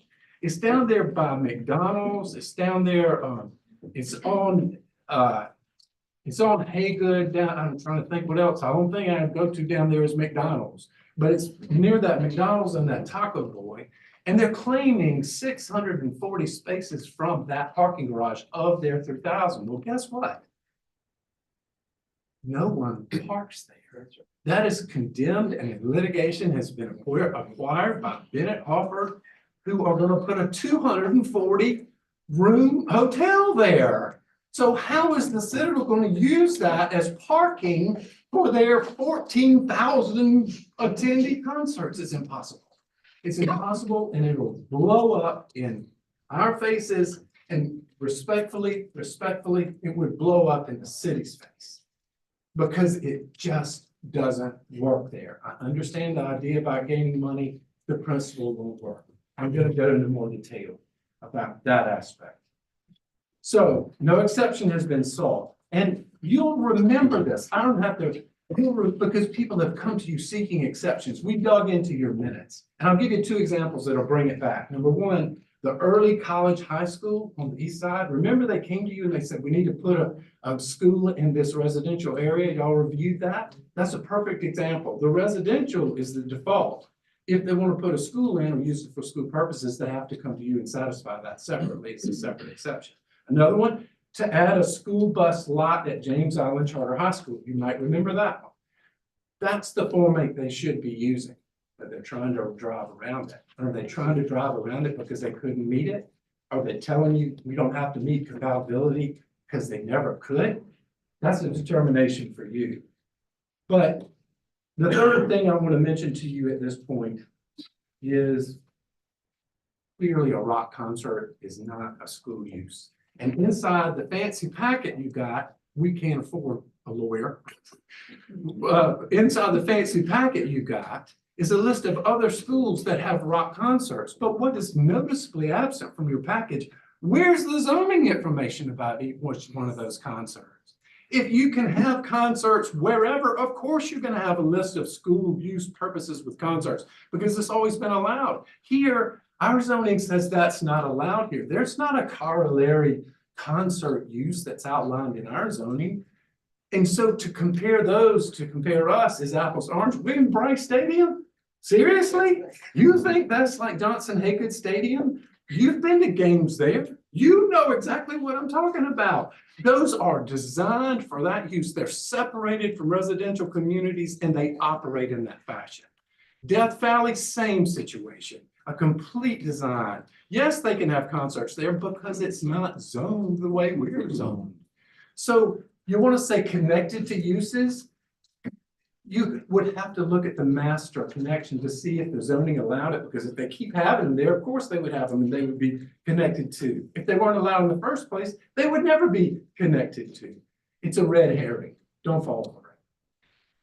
Clearly, a rock concert is not a school use, but even if it were, the lack of parking spaces internal to the campus alone would cause the Citadel to fail the exception test. That's a second place where you can stop your analysis if you want to. You must have sufficient parking if you're going to have a 14,000 concert and inflict that on your neighborhood and your neighbor.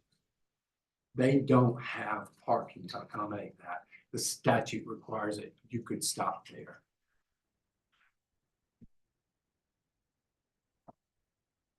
Point number 4. The Citadel alleges that rock concert series is an accessory use of the use of the football stadium, but that is just wrong.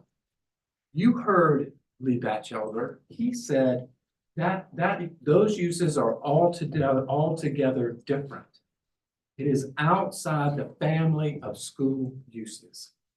School uses are anything athletic. You want to bring in, you want to have a group of engineering students to have a conference there. You want to have soccer games from different schools all over the place. Great, fine, you go at it.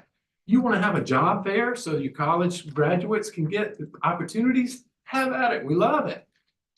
Not sticks. Not Journey. No, that is not a school use. So what's the rule? How do you know it's not a use? The rule must be incidental to and customarily found within the principal use to which it is allegedly related.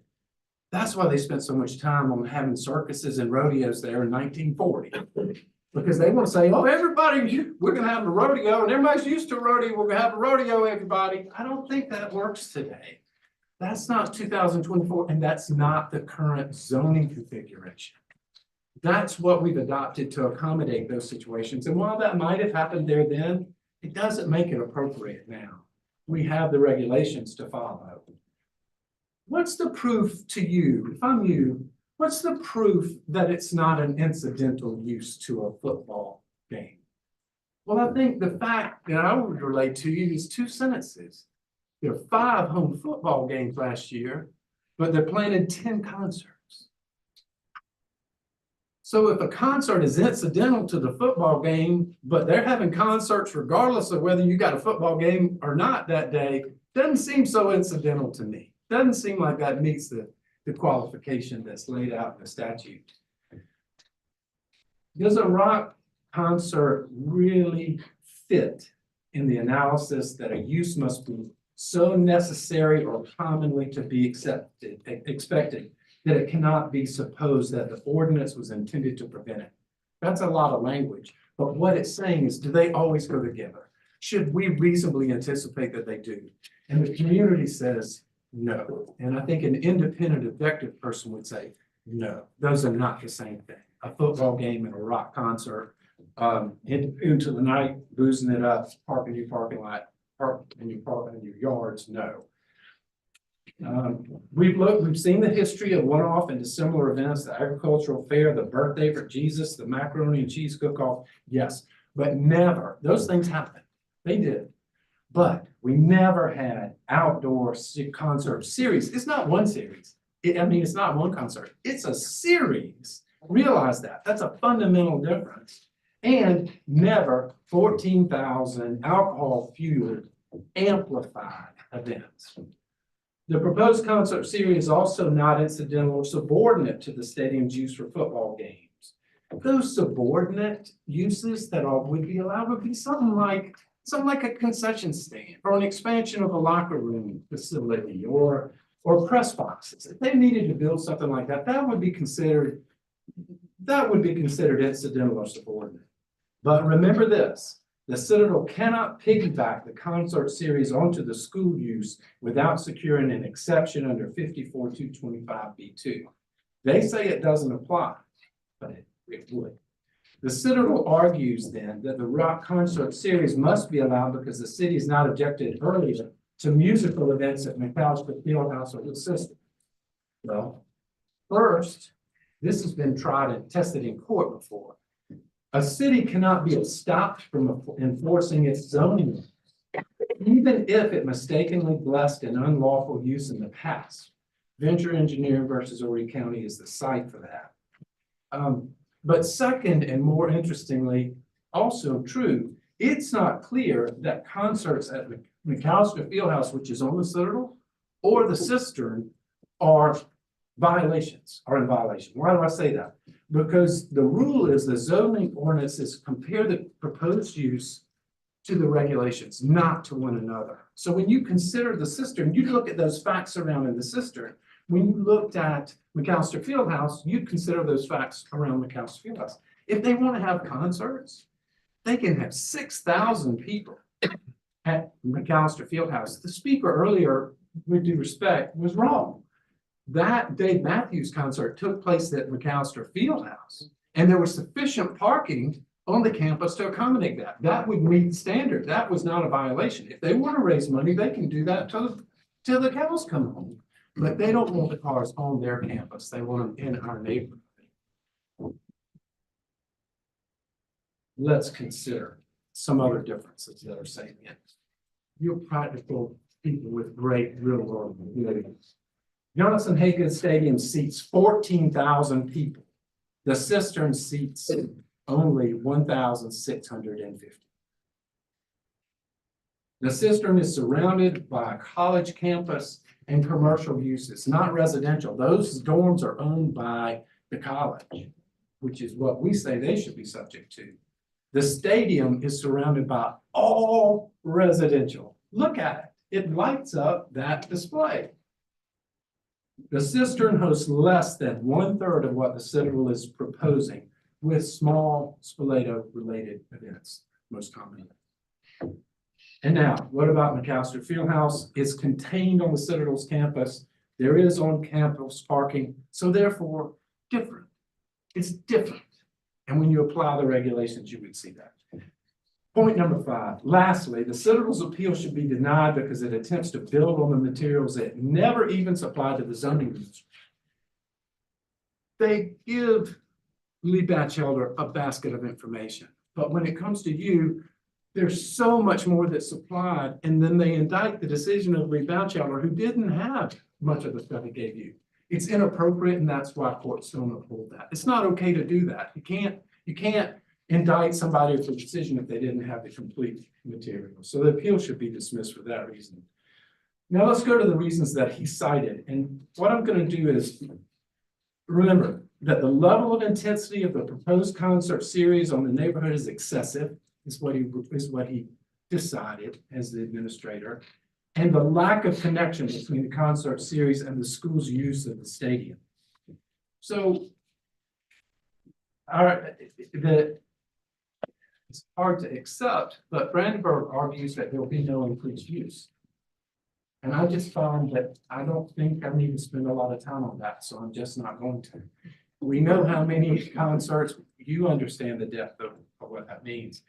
And he says that there is a connection between the school and concerts, but provides as proof for that concerts at faraway venues with no zoning information on Williams-Brice Stadium or Clemson.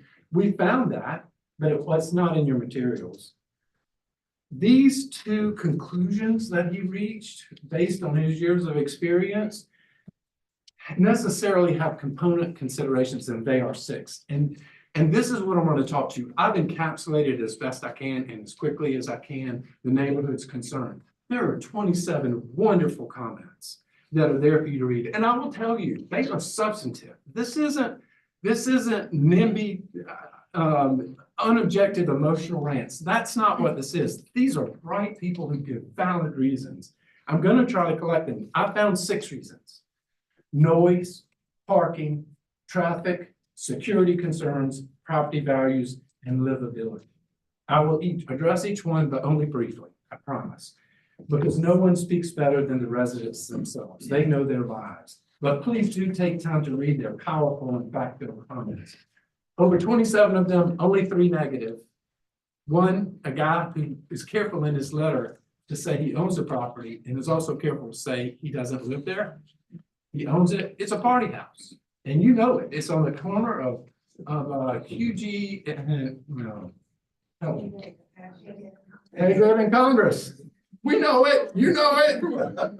Another one is we have a letter from someone who may on the other side of the park, who really has some differences, maybe not just with our neighborhood association, but with broader groups. But my point is, and the other one is from our friend Bart Daniel, who's on the board of visitors for the Citadel and headed up their alumni association. And yes, Bart Daniel wants to have more at the stadium, but he doesn't live there. They don't know what this life is like where we are. As to noise, I think each one of you, when you go through those, is going to focus on an excerpt that is different than somebody else's. They're going to have different meanings to you, but they're all deep. As to noise, a typical outdoor concert ranges from 100 to 120 decibels, which is the same as the cannon blast at the Citadel football games. But here's the difference. It's sustained for hours, for 3 hours. It's not one blast. And for at least 10 concerts per year, and that's 20% of our weekends. How valuable are your weekends to you? How much do you rest on the weekends? That's 1/5 of our weekends devoted to that. From at least 7 to 10:30 at night, not during the day like football games, but at night, the booming will be an unwelcome, constant, and new companion for everyone living here. No other Charleston neighborhood would be asked to endure this assault. And what an important point about Porter Gap. If this were happening at Porter Gap and the imposition was on the precedent, would we look at it the same? You know what? I hope we will. I hope we will give it the same determination. There are many homes only 100 yards from the stadium. On one block alone, there are 20 school-aged children. They need their rest. And it's not worth it to trade it in for some banging music late into the night that disrupts the entire household. And it shouldn't be imposed on us. That's not what the zoning regulations call for. Here, there's no structure even to contain the sound like there is at Daniel Island, which acts as a bowl, and it has the right traffic pattern at Daniel Island. We don't have that. Ours is an open stadium, and that sound is everywhere in our neighborhood and so much closer. This noise would be unprecedented, and this noise would be unbearable. Now, as to parking, the Citadel can only purport to provide 3,000 spaces for 14,000 attendees. This is inadequate by any standard. But in that number is the number from the parking garage on Haygood. I won't go over that again, but I will say 650 spaces drop out of their proposed 3,000. That's 21% of an already insufficient number. And why pay for parking in the first dang place if you can park them up in front of the houses for free? Who's gonna pay for parking when they just drive up in front of our homes where we're trying to get our children to and from school and where we are is on higher ground? They gonna park their car in a salty lot at MUSC? I don't think so. They've got a choice. And we know from experience, the driveways will be blocked, the cars will be left overnight, the residents will not have parking lot for their own houses. And if there are concerts during the school year and they're using Citadel spots, where are the cadets gonna park? In our neighborhood. And on the other hand, if they're not during the school year, who's gonna pick up the mountains of trash that any reasonable person expects from a $14,000 person rock concert? In short, parking on the day of events from midday through the following afternoon will be a nightmare.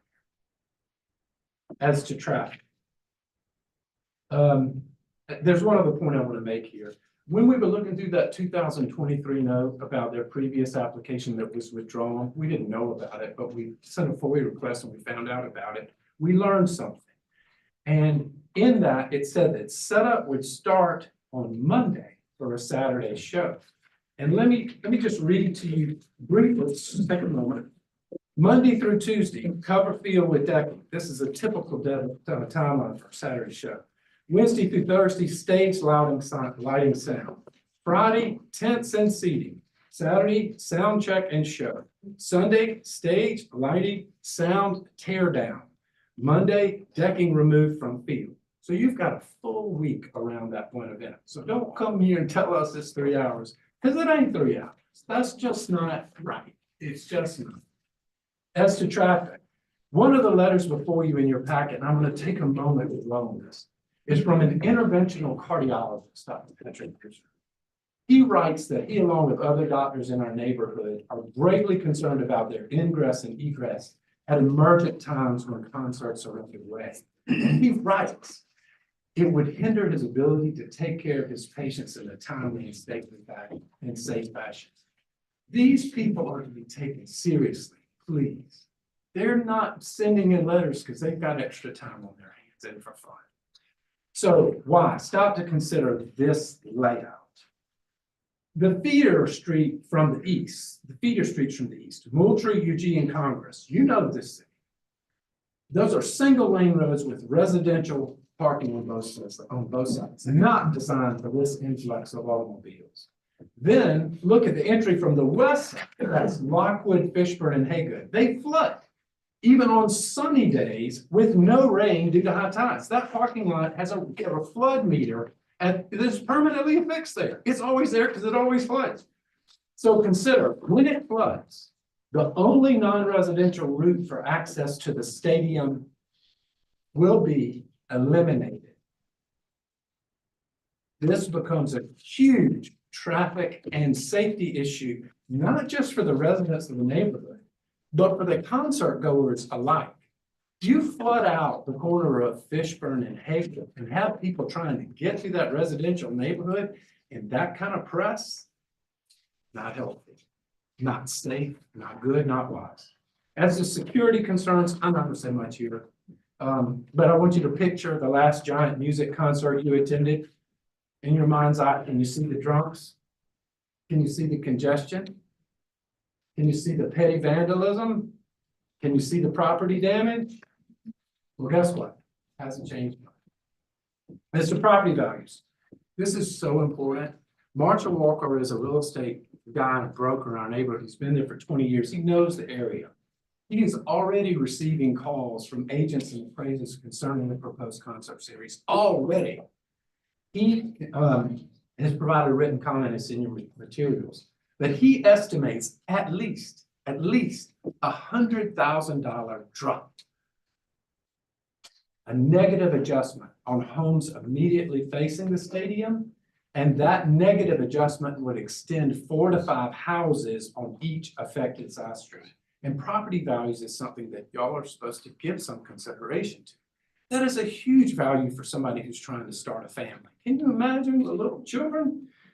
These are often young families with children who are trying to remain on the peninsula, not dark in Mount Pleasant, not dark in West Ashley. And many properties, not just these, would be affected. I'm asking you not to force them out. As to livability, at first, I really thought this was the softest of all the considerations. Well, guess what? I was wrong. It's the largest. Each of our 300+ households chose to live in our neighborhood. They pay their mortgages, and you know how hard that is sometimes. They pay their city taxes for protection of the city. They pay their home insurance, which is so high. They pay their school taxes, but more important than all that, their children play here. These people have a right to rest and be at peace within their homes. Their well-being and safety concerns for their families, they've earned this zoning protection. The Citadel has $280 million in net assets at the Citadel Foundation. They rebuilt Capers Hall, they built Bastion Hall, and now they're acquiring all the houses they can on Donovan Avenue, if you haven't noticed. The Brigadier Foundation, which is just athletics, alone has $30 million, and they say they need more. Everybody's got the budget. Everybody's got a budget. We do, they do. We say to you, do not let the Citadel profit exclusively and without cost, at a huge cost, borne solely by our neighborhood.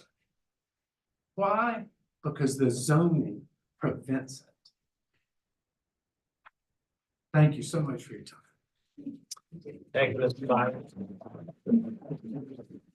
Right, if anybody has comments that are more eloquent, persuasive, or incisive than we've heard from Mr. Everly and Mr. Myrick, please be brave enough to come up and say your piece. Just got one quick one.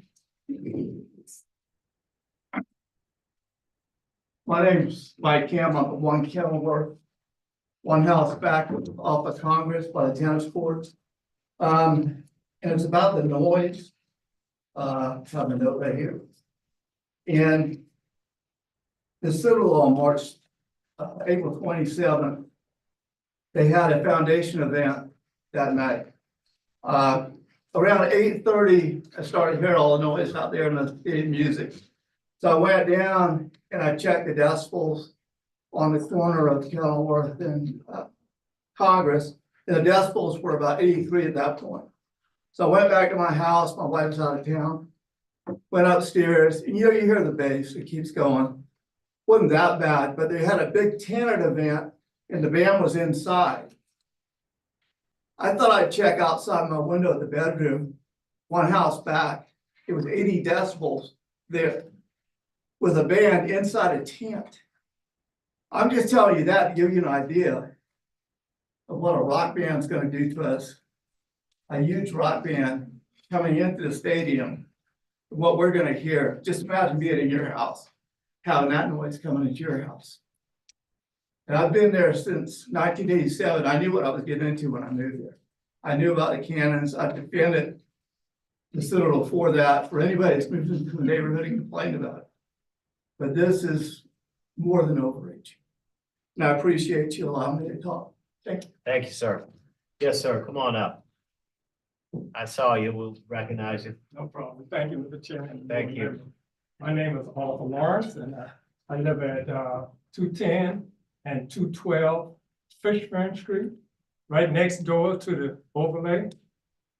And with all the chatter going on about this event, and one neighborhood is being left out. One-sided conversation. The city have an LOI that you can't interfere with another neighborhood operation and what's going on. That's in the city LOI. Now, the system has systematically destroyed the west side. The system cut the west side neighborhood in half. You know what I'm talking about. Brought the highway straight through our neighborhood, displacing a whole lot of families. Where was everyone then? And I always tell people, you don't open the door if you don't expect something to come out. Now, when you have the Greek festival, you open the door. You have concert at Joe Roddy Stadium, you open the door. And if people talk about traffic, Fishburne Street is one of the main arteries leading to the Joe and leading to West Ashland. Everything comes through Fishburne Street. When you had the Greek festival, buses run through Fishburne Street every 5 minutes, back and forth. When the Citadel have an event, football game, everything comes through Fishburne Street. They don't allow you to make a left turn on Haggard Avenue. They send it either directly to Spring Street on Haggard, Lockwood, or Fishburne Street. Traffic. When you open the door, you cause all kind of problems. In my community, what the system did, it created a landfill in our community. When you create a landfill, you have all these birds eating off the landfill, doing what they're supposed to do on people's roofs and housing. Happened in my neighborhood. The historical district supposed to end at Spring Street, but the system changed it. They moved it to Lime Street. Create a whole lot of problems for my neighborhood. When you look at the neighborhood, on Harmon Field, used to be a 16-foot cinder block fence around Harmon Field. That's the only place I could have played at. You used to have the fair, you had the circus, everything on Harmon Field. They used to have the Battle of the Band at Johnson Hager Stadium.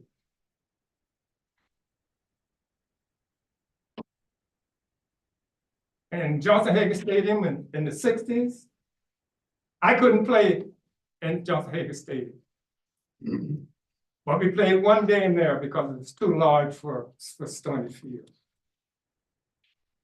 The Charleston Battery wanted to come to downtown Charleston.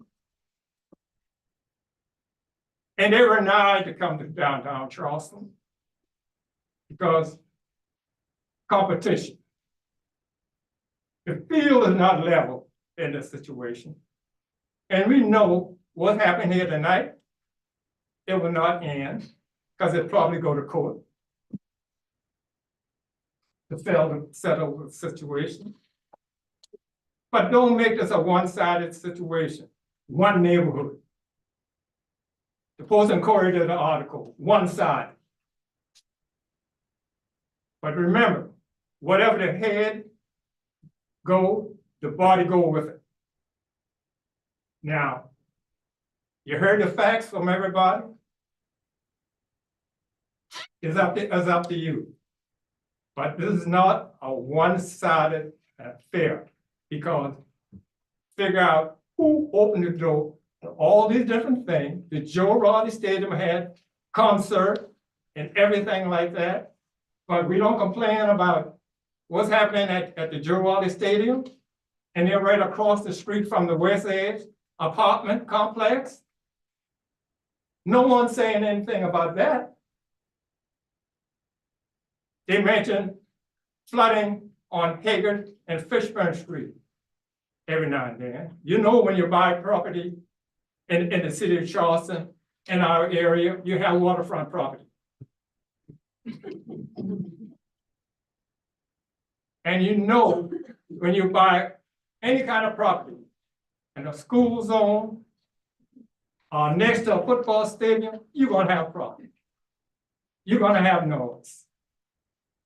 When they have the fireworks at Joe Raleigh Stadium, if they don't tell me, I don't hear about it in advance, and when it goes off, I'd be jumping all over the place. Because the veteran have a problem with it. The animal have a problem with that. When you open the door, things happen. So let's do the right thing for everybody, not just one neighborhood. Thank you, Mr. Lawrence.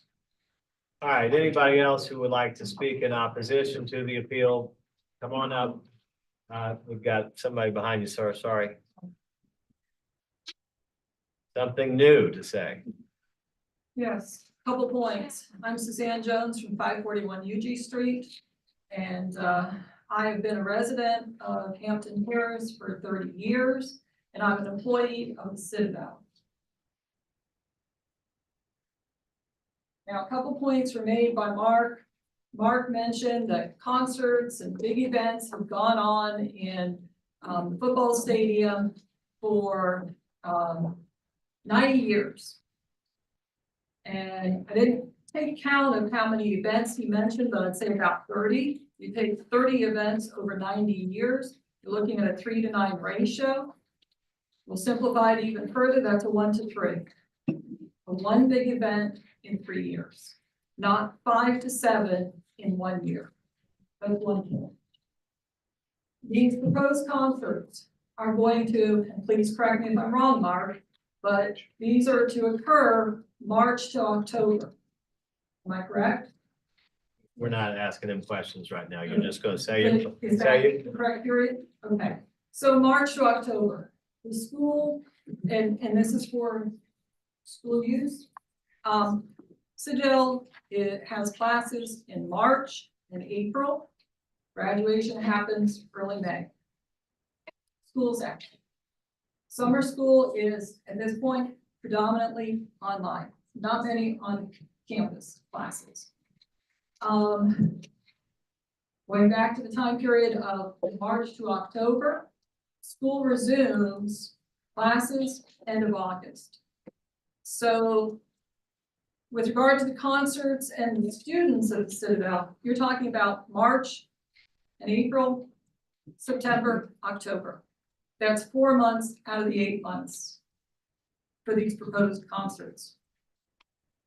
So how is that benefiting the students? I'd love an answer to that question. And there's many people in this room, most of whom are residents, some of whom are from the Citadel. I would love to see how many of my colleagues from the Citadel live in the neighborhoods. If you could stand, how many Citadel employees live in the neighborhood? Besides me, my husband. So for the rest of my Citadel employees, where are you gonna be doing, where are you gonna be for the concerts? Home? Okay? So Okay. you'll be working, but That's- the point I'm trying to Yep. make here is Make the that point. you won't be hearing noise. Thanks. Thank you. All right, I think I saw a gentleman who wanted to say something new. We haven't heard yet.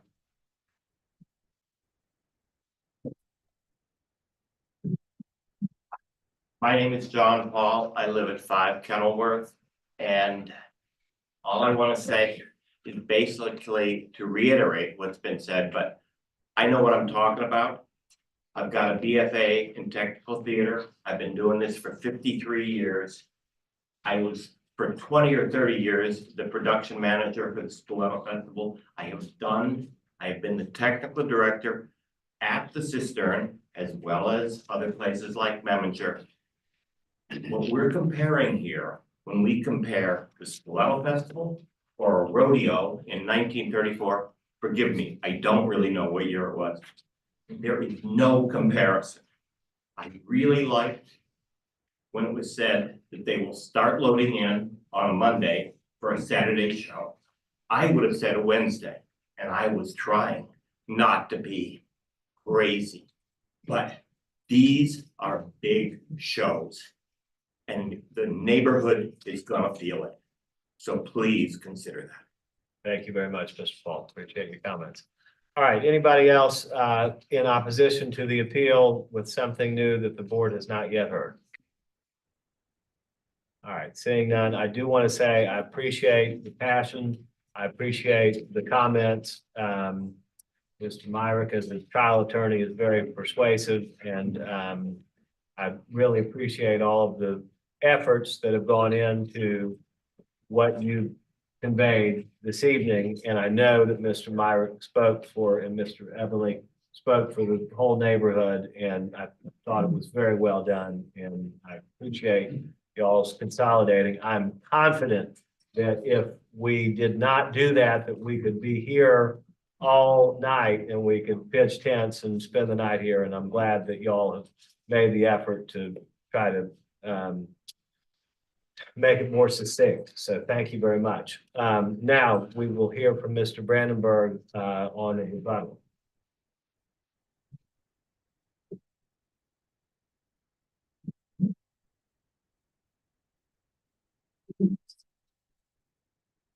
I'll do my best to do it.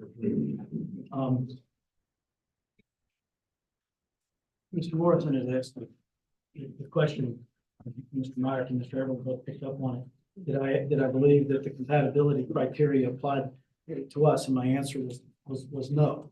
And the reason is because of the place where we are right now, which is on an appeal from the decision by the zoning administrator. If we were here asking for a special exception, the answer to that question would be yes. But that's not where we are right now. So no, the compatibility question doesn't apply in this particular proceeding, but it would apply if we were asking for a special exception. And if you were to affirm the administrator's decision, and if we were not to appeal it to the circuit court, then we could come back and ask for a special exception, come back and ask for a variance, and then all of those factors would be in play. But tonight, no. Those criteria are not in play, and it's for that reason. And it's important to remember what you're here for today, and that's to look at the ruling by Mr. Batchelor. Some points about error preservation, essentially, and your ability to review Mr. Batchelor's decision. They cited a couple of times the Reed versus Phosphate case. It's a 1933 case involving the tax commission. And what that says is courts have to give great deference to administrative decisions. What the city ordinance says and what the general law on the Board of Zoning Appeals is, jurisdiction is to, when reviewing an administrator's decision, is that it's a de novo. That's why you can consider all of the additional information that we provided to you. This is a legal question that you have to make a decision on. You make the decision on whether Mr. Batchelor is fair, and you can consider all of the information that has been provided. That's why you've got the ability to subpoena witnesses. That's why you've got the ability to listen to the folks that have talked to you. today, is you have the ability to listen to all of that and then make the decision again on whether this exists, whether this use has existed for 100 years. And we've explained that to you as well.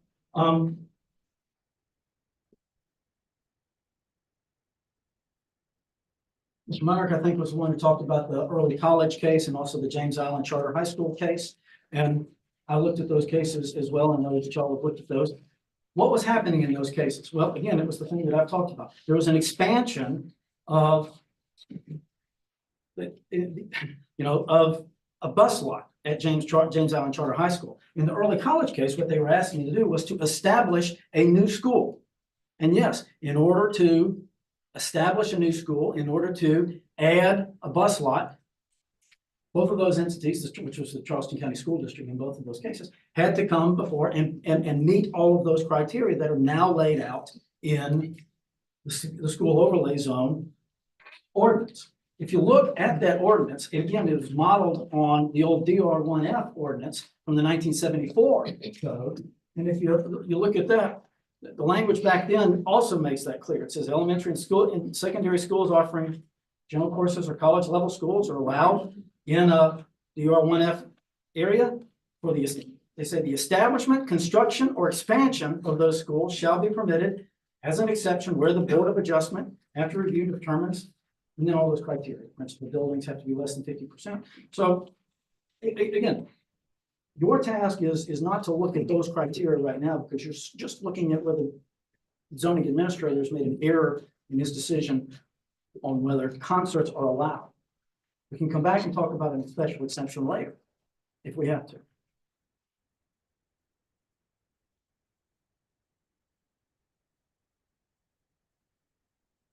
Mr. Meyer, I think, talked for just a minute about he said the Citadel Foundation has $280 million in assets. Yes, the Citadel Foundation has $200 million, $80 million in assets. Those are donor funds that are already designated.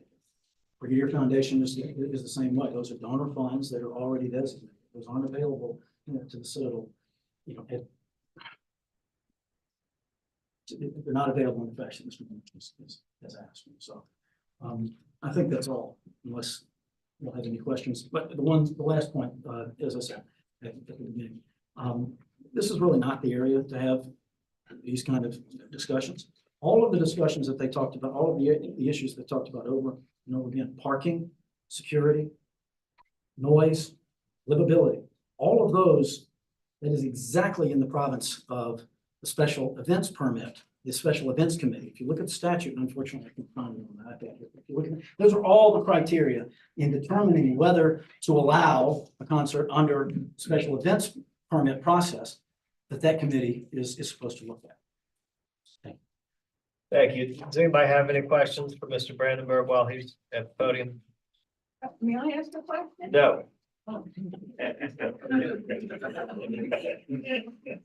Anybody from the board? Yeah. So ask me a question.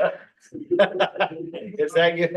Are you with him? You need to- I went to Citadel. I was just trying to clarify something. Okay. I didn't well, know if you were addressing us for the board. maybe we can Sorry. clarify it in a little while, but Mr. Brandenburg, I want to say your presentation was excellent. I appreciate all the work that you and your team have put into it, and it was well demonstrated, and I understand your position, and thank you. I had a lot of help from Mr. Hoffman, from Ms. Hickson, from Captain Lamberson and from the others. Thank you. And if you want to just take a second to confirm with your paralegal and see if there's something that we need to do here.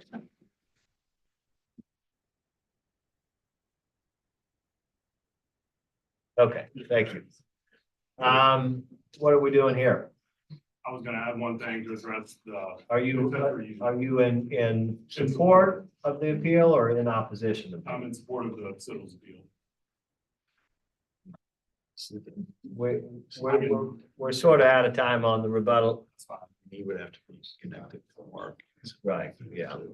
I think we've probably heard all we can handle.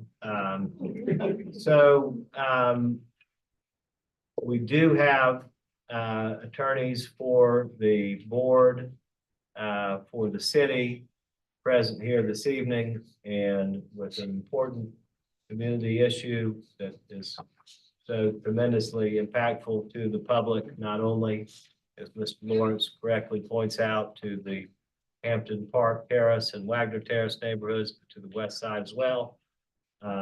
We think we might need to take a minute if somebody agrees to. Move we go into executive session. Thank you, Mr. Morrison. Second.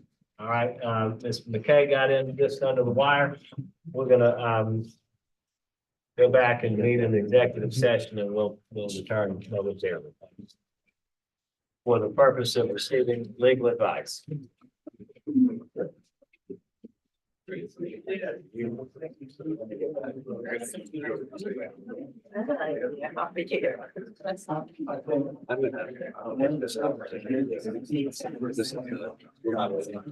Yes.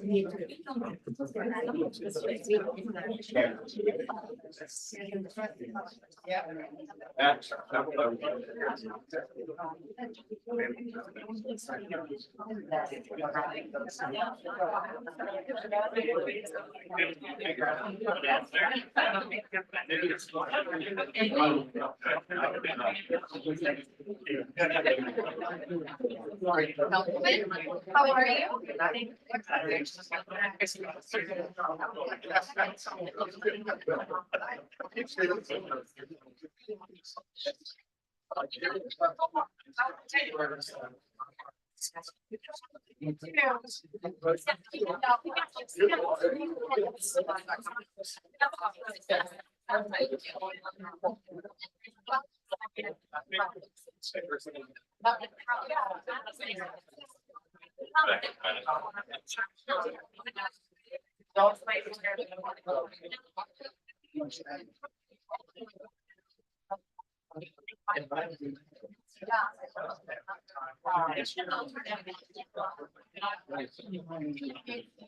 I know.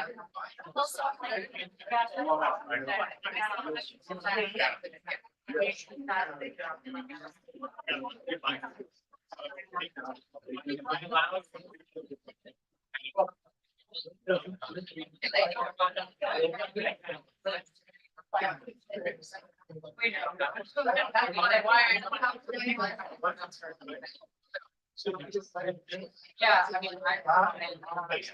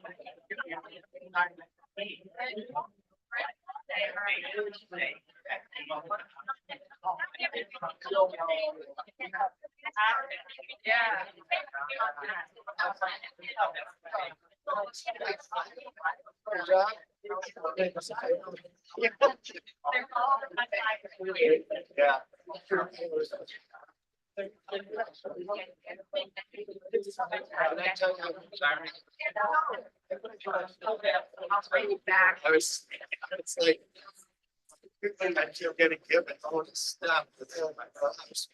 Laid out.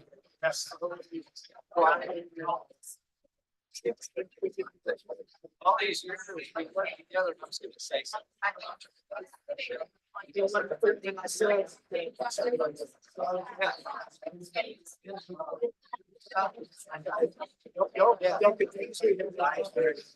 No, I went back to the file. It's not something that's stated.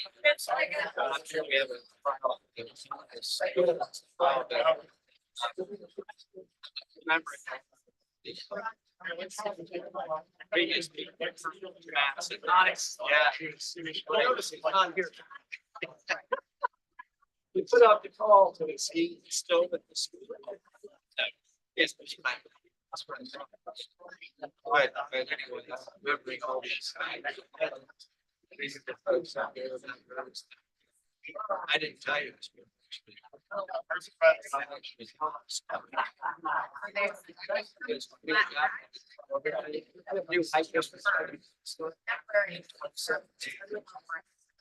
So I have to fix the number. Because they recommend things that that's not good, that's not. So I fixed things where I could get away with all of that. The Josh.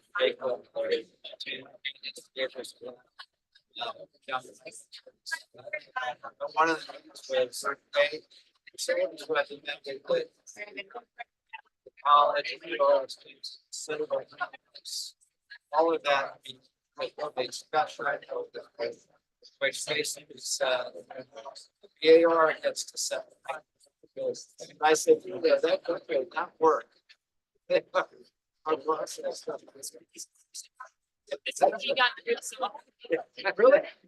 Thursday. I'm celebrating Thursday. Yeah, really, I just tried. You know what I get to do, remember? Yeah, I got a feeling all day. I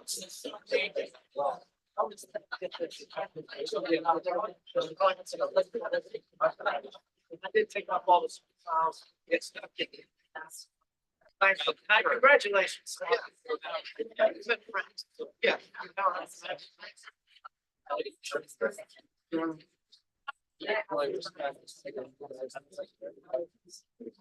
All the wonderful things I've done.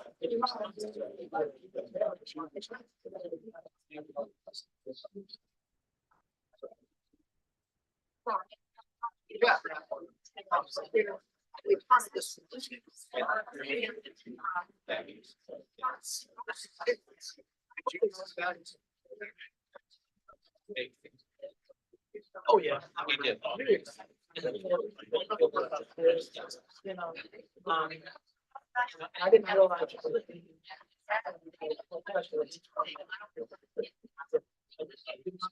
Yeah.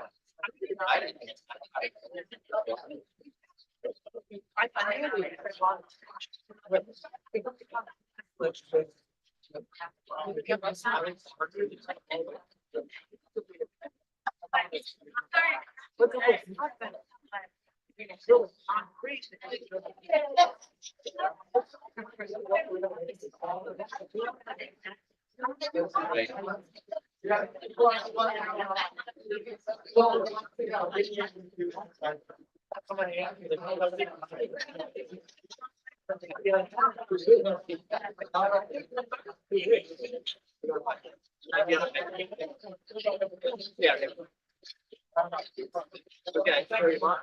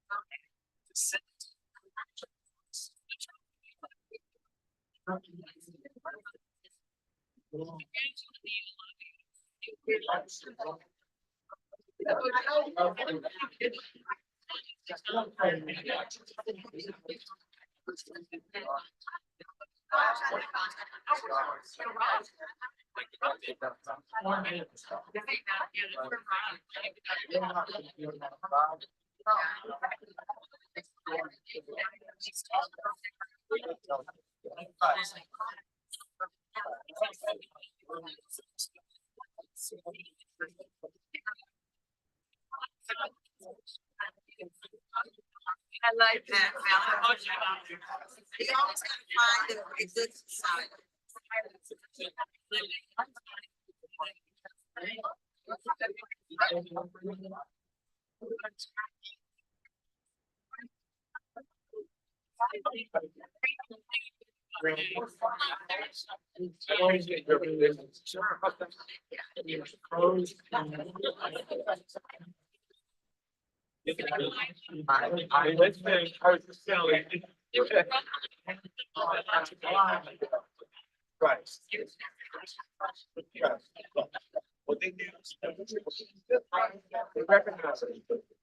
Well, I mean, really, after 16 years. And plus, there's not that many of us in here anyway.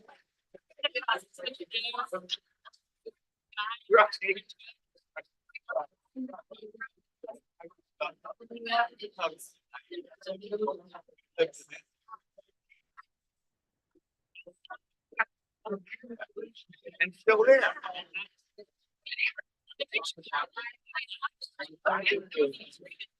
I did.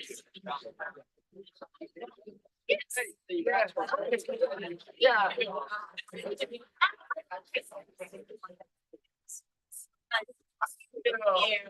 Spotlight. Yeah, I'm not.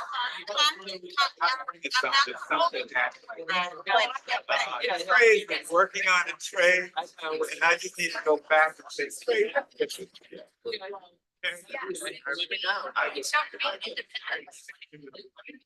Good.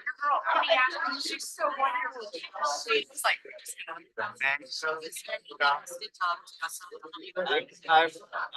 I'm just trying to.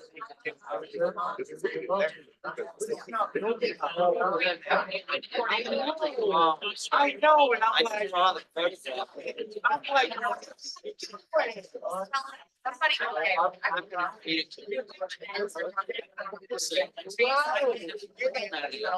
This is what the approved. So, and it's not a good job. No, it's terrible. Horrible. It's terrible. They- No, the guy, I haven't met him. He did mention your name to be a couple. Now, we came to Right, reply, right. mainly by email, because I couldn't understand. Yes. My first thing that is. I joke.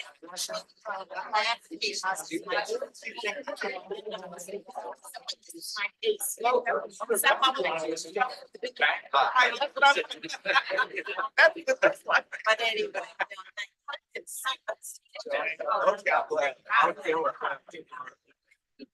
I didn't want to be the cat, I didn't want to be the tattletale.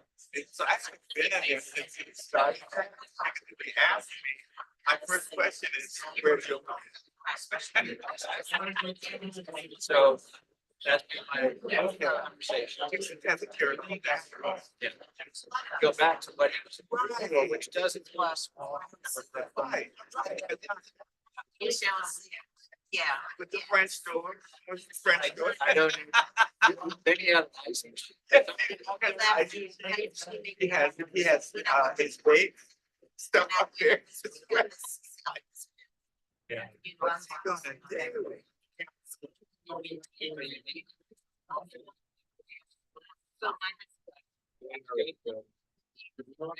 I like. Really. Right. It's going to take one. Order. All you need is a map. Yeah. It's all. Well, I guess you gotta stop. He said, okay, brother. Somebody, I don't even know who the person was. Okay, good. That's why he reached out to me. He was okay. Okay, you can stay with me. So I'm gonna tell him. But I didn't have a chance. Okay. I'm sorry. I just want to say you need to cut this out.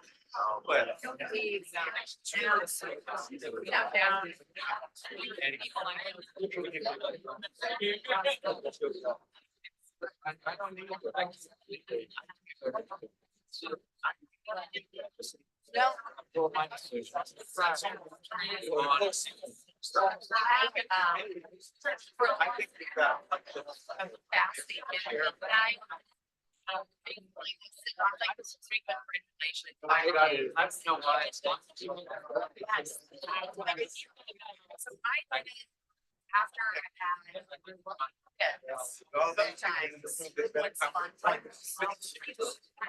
yes. So I'm just thinking, I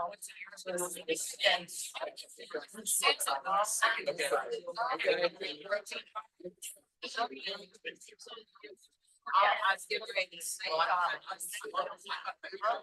state three that really gets you. Glad we got our staff meeting this way. Yeah. So I have nothing to look forward to when I get home, except some soup. No matter what happens. Thank you so much. Thank you so much. Yes. Yes. Thank you for your work.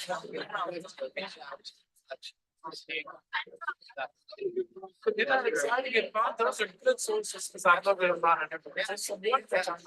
Yeah, we should share notes with this because it's new for me. Yeah. So, yeah. All right. So like, yeah. Yes. You still have other stuff to do after this, right? Yeah, I see.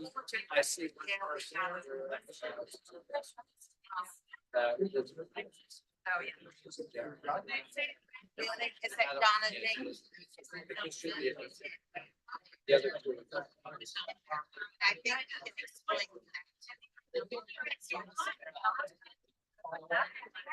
well, Yeah. Not all the time, but this hasn't really. Yes. Yes. Yes. As long as they're saying, unless you want to talk to them now. I think you might as well wait. Right. So they said they might just pull sound from presentations that people gave. So they'll be including photos. They can't say too long. So she'll be up here for the whole, right? Okay. Well, yeah, so we'll see. Yeah, right. No, we let the pros. What's the best of this meeting better at? Well, we've been doing this last time. I think there was one. Well, there was one in January. Right before. Oh, we were in here. Yeah. Oh my gosh. Yes. And it was an answer for a issue. Towards the end of the last. Phrase. And then it wasn't. Oh my God. At the midnight, like. Take this again. Then we had a 1997.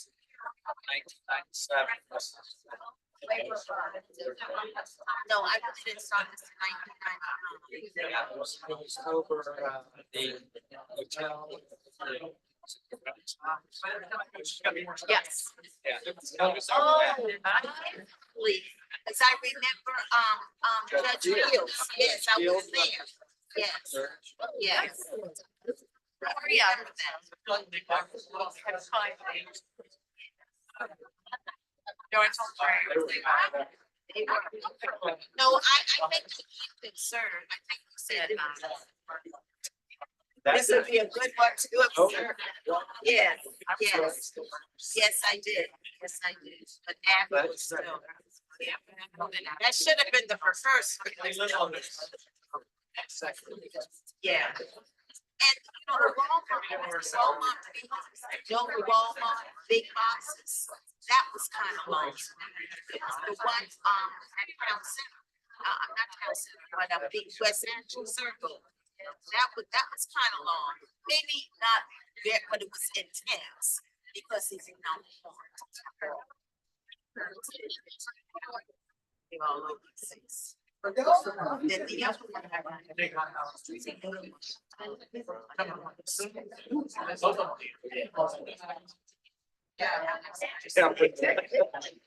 I remember you had it in a brown paper bag. Video. I said, what is this for? He said, please don't evidence. I said, people are shocked. He said, let's hope not. But I remember being in a brown paper bag. So those are the things. Yes.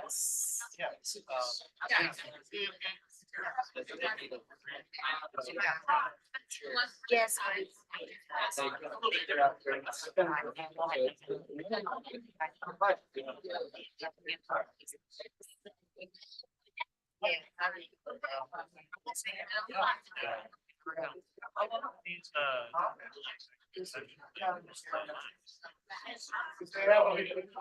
Yeah, this is they went in at 7.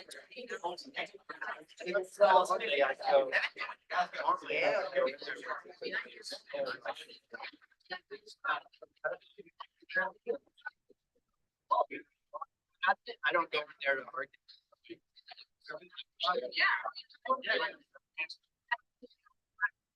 Right.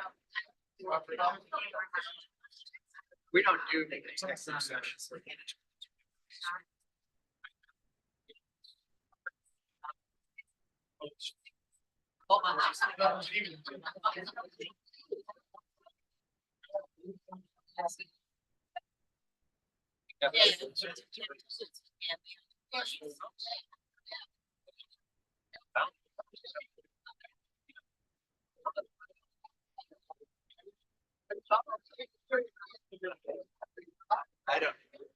I don't know the way you guys have. Well,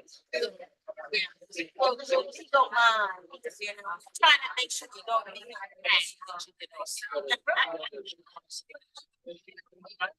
We wanna, you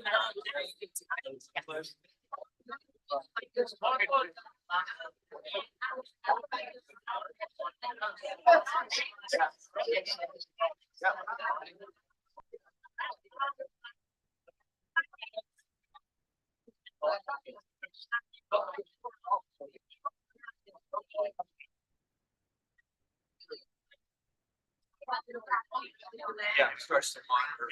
That's right. You know.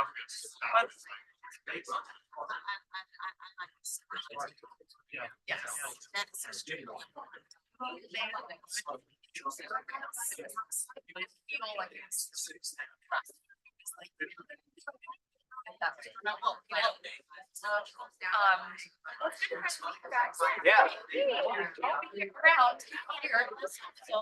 My husband's like, yeah, you know, the next time we meet under different circumstances. Yes. Another one, my third question. Oh, yes. About process. So I want to have a meeting. And this is probably.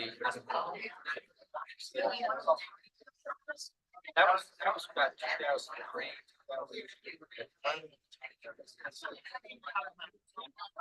Now, look for the adults. Yeah. So the city needs to remind us that we adopt regulations for years.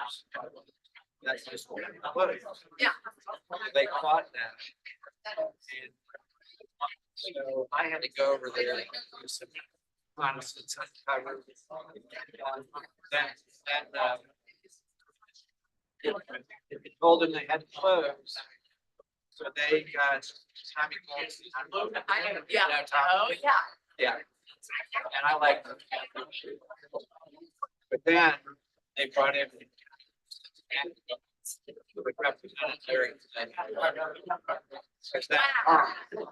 so the two of them were representing the store. And that Tim Dominic record city.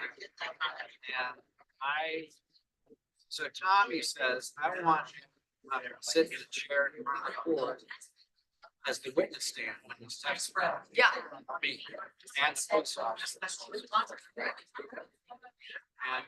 so Tommy gets one of our chairs at 75 California Street.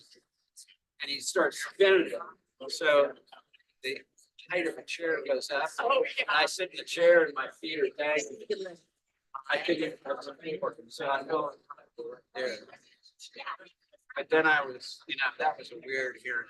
Yeah, oh, I bet. I can only imagine. And I have my evidence. The brown paper, that reminded me of Bag. the brown paper bag sitting on the desk. Yes. So in case. And I said, please, no. We don't have it. Crash on the way out. Right. Oh, man. Yeah, that was pretty interesting. That is, that's wild. Well, who's that? Be around. Okay. All right. Okay, dear. Yeah. Which we I have not. Yeah. Fine. I don't. Right. Yes. Oh, yes. Oh, yes. And Saturday I celebrate. Oh, cool. Good. All right, I'll see you guys.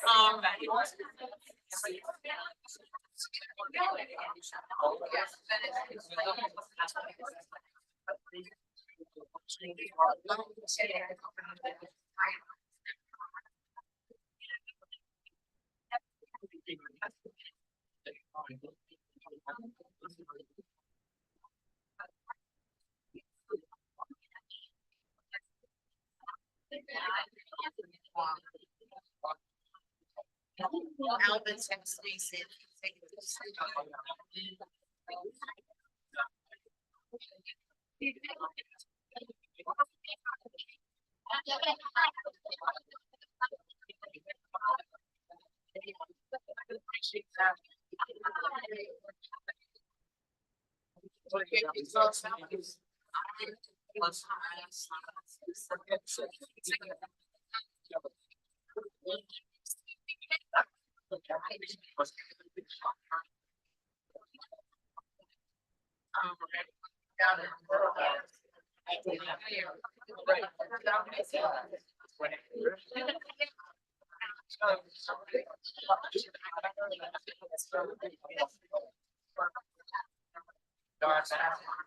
yes.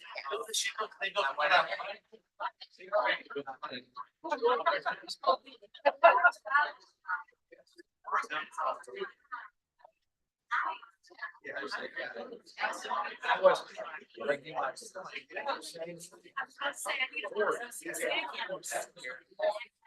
they could have.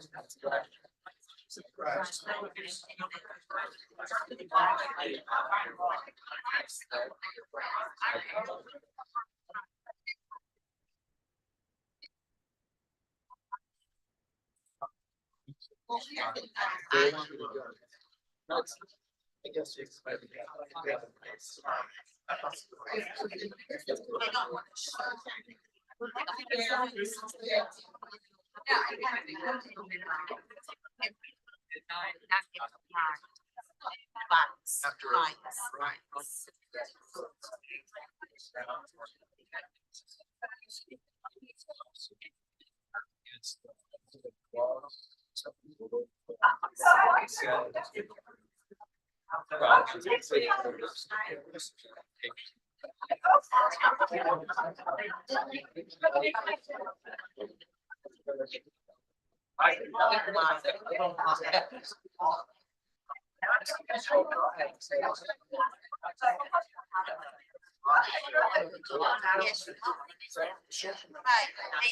don't swear.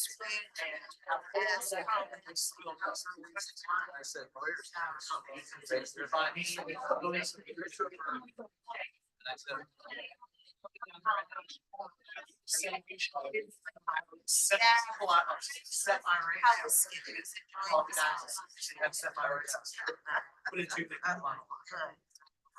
I just.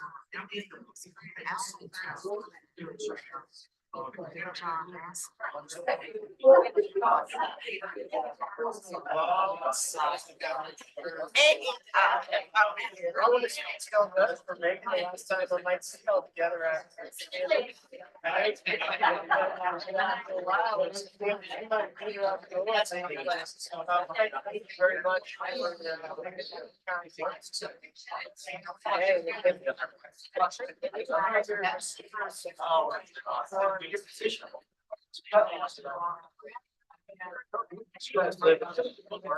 Yeah.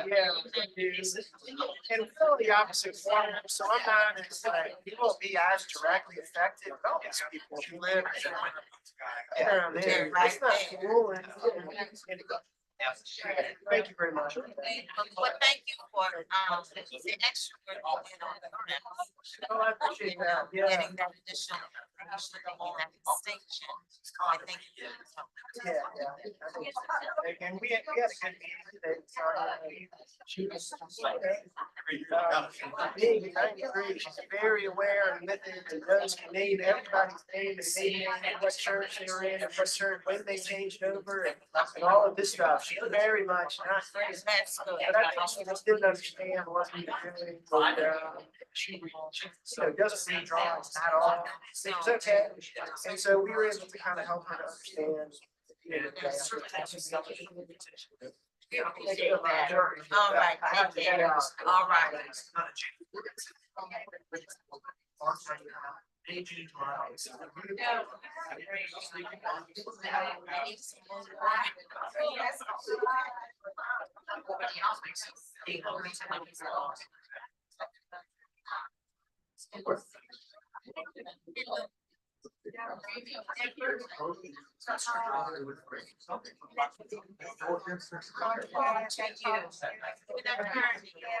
It's also nice to meet you. Yes, ma'am. Yeah, yeah.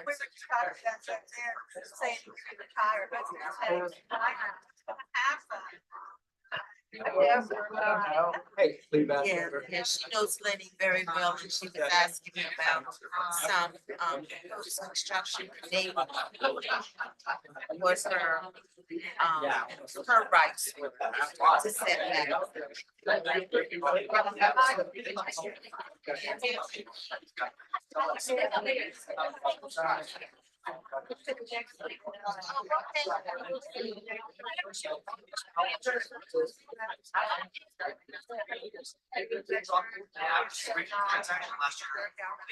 And it was her lot. She said that she sold. Yes. Yeah.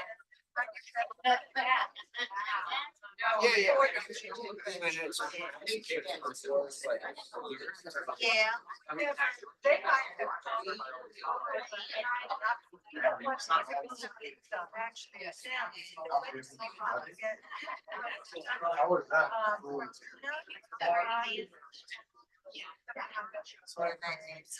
Yeah, every Sunday. Anyway, that's fine.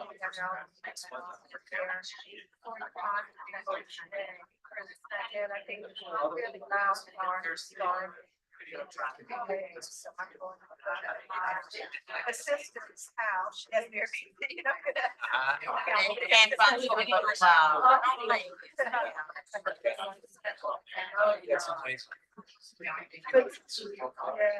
Oh, worked out. Oh, worked out. I'm so glad.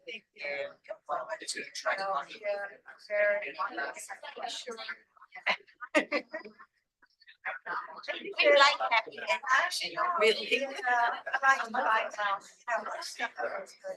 Yes. And you did a great job.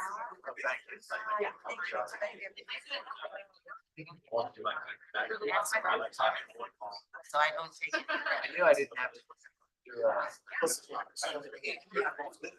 And I'm not a lawyer.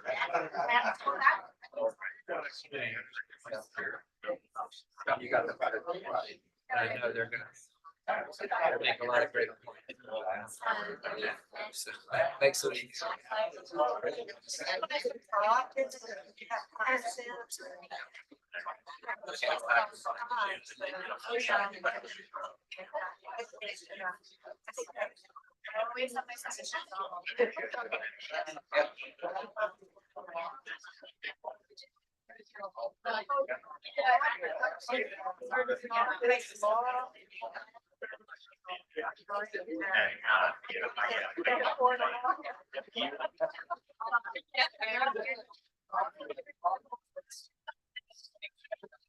I didn't know Samara. I know. Yeah, no, I know Kevin. Samara. That's the first time I met him. I heard the name.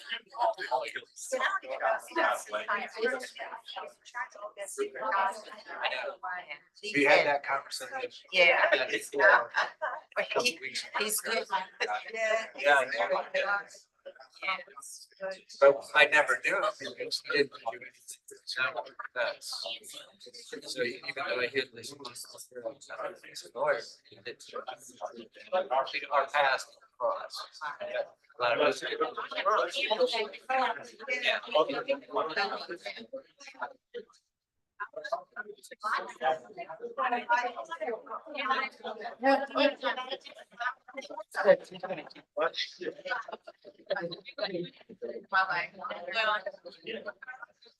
I know, I have a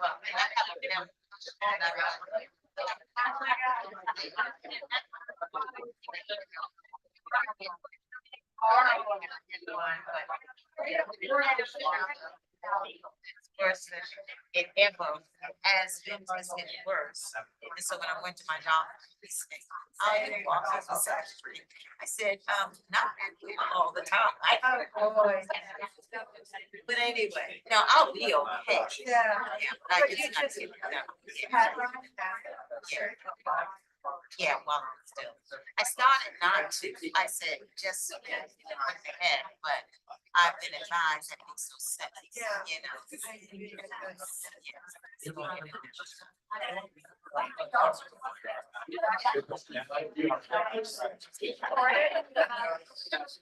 My husband, all on they were amazing. He was back.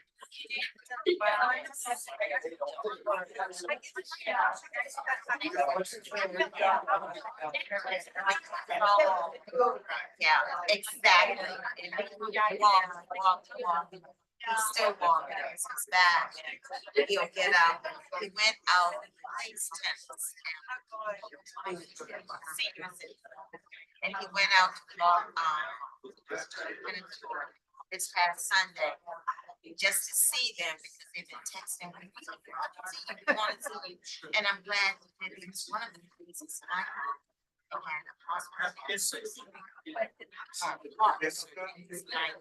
Wow. And so I'm so glad you got to see it. They have a nice little food. They've been very supportive. Thank you.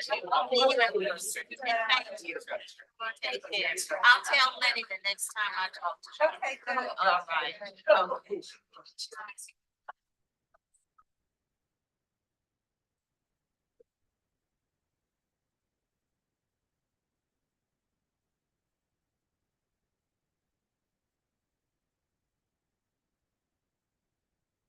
All right, is there a motion?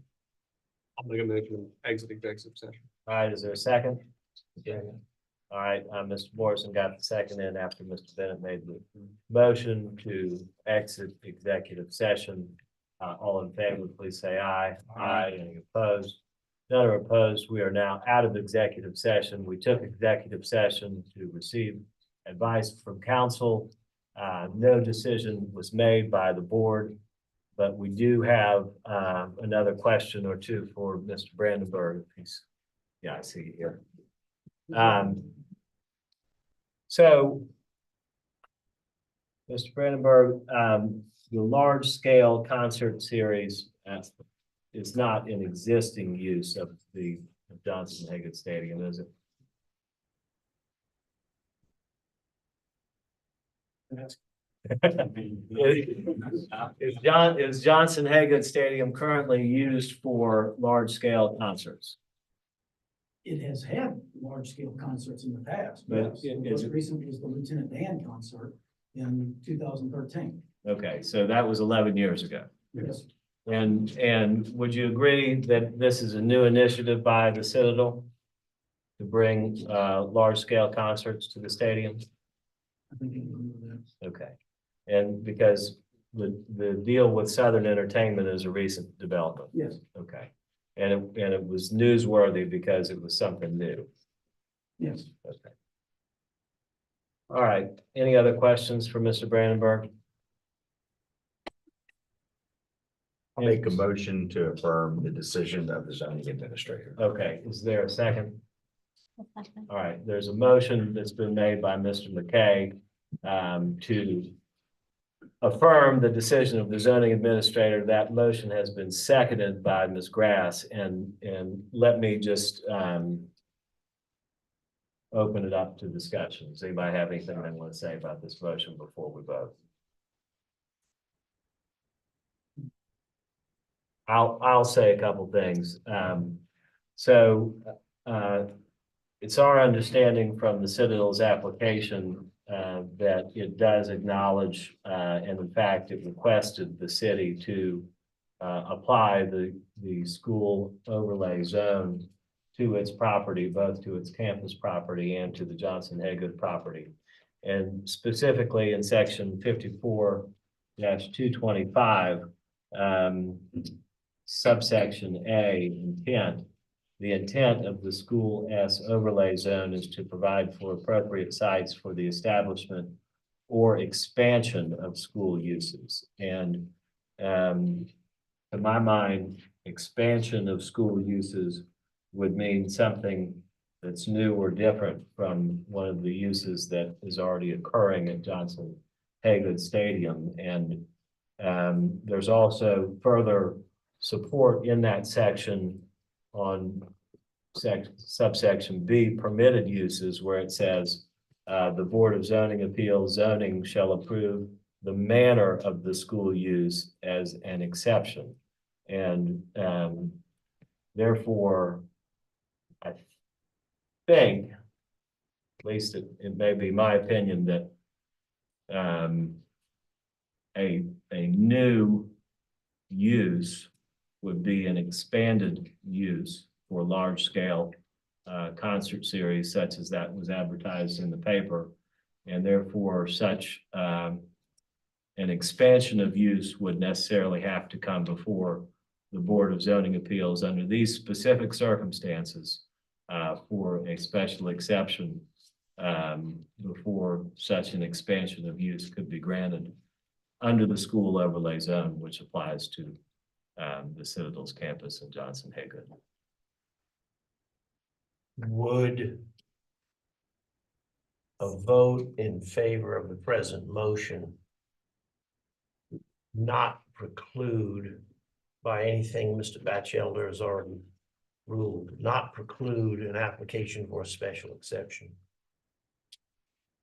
Are you asking me or asking Lee? Well, Mr. Batchelder's ruling drifted in to the compatibility criteria, and which would be considered in an application for a special exception. But this motion to me sounds like a narrower motion to rule that the school overlay zone applies, and the applicant would have to come back for a special exception. I just want to make sure we're clear on the record that they can or cannot come back. So if that question is for me, I would say, to my mind, personally, the motion is to affirm the zoning administrator's decision, but I do not think that that prohibits the Citadel from coming in and applying for a special exception for that expansion of use. I think it would be entirely appropriate. Without prejudice to the Citadel's coming back seeking a special exception in the ordinary manner. without prejudice, and I think it's also without prejudice to the argument as to whether or not the proposed large-scale concert series is a principal or an accessory use of the stadium, because I think that that position can be correct as well. But if it is an expansion of a permitted use, then I think it needs to come before this board as a special exception. And that all provisions of the current ordinance would apply. Well, I think there's been an acknowledgement in the record and in the materials that have been submitted by the Citadel that in fact, the school overlay zone does apply to it and its campus. So we would be voting to affirm the zoning administrator's decision in part that the school overlay zone ordinance applies. And if you'd like to amend the motion, I'd be happy for you to do that. So if you feel like we need to say more. Would you accept that amendment to your motion? I'm not sure what the amendment is yet, but if you word the amendment, I always have highest respect. I just think we ought to be ruling on the narrowest possible basis here, because they have a disagreement about what law applies. It seems to me the essence of the motion is that the special overlay zone ordinance applies to the Citadel's application for permission to use to bring in this concert series. And we're saying, the motion is saying, you've got to go through the special exception procedure to get that decision from this board. What was your original motion? So my original motion was a motion to affirm the decision of the zoning administrator. And in my motion, I was thinking that we were saying that 54-225 applies. And in the application of that, the applicant can come back, but has to apply the school overlay zoning. I didn't want to be restricted as how they may want to argue it. That's clear enough. That's Promote clear it, enough. but that this does apply. It's clear enough for me. Clear enough for your second? Good. All right, I think it's been made clear that the motion to affirm is without prejudice to the Citadel to come before this board for a special exception for what we consider to be an expansion of a use. So, yeah, the expansion of a school use within the residential zoning district. Correct. All right. Ready to vote? All in favor, please say aye. Aye. Any opposed? None are opposed. The motion is unanimous. The zoning administrator's decision is affirmed without prejudice to the Citadel to come before this board for a special exception for an expansion of use or to change the manner of the school use as set forth in section 54-225 of the city's ordinance. Thank you.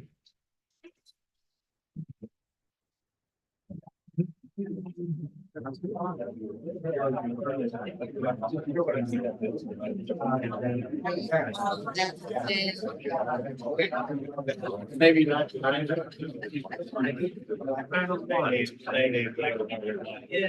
Yeah. Just so you have it as a fact of mind on that kind of stuff. Oh, yeah, that's good. How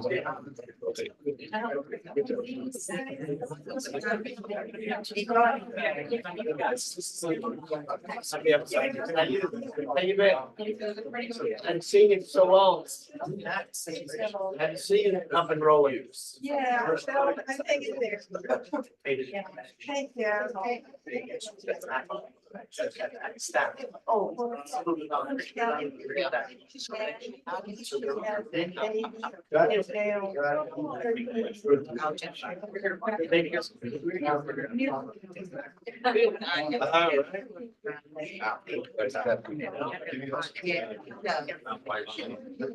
So Mark.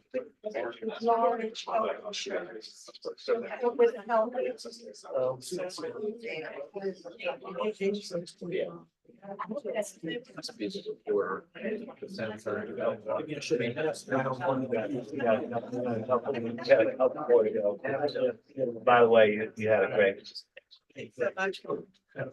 Very persuasive. Everybody loves it. You know. Wouldn't you also? Just want to say thank you. I'm understanding. Thank you for your time. Yeah, I do too. Thank you so much. Thank you. Yeah, I did ask that question. Yeah. So I would take the position. Thank you.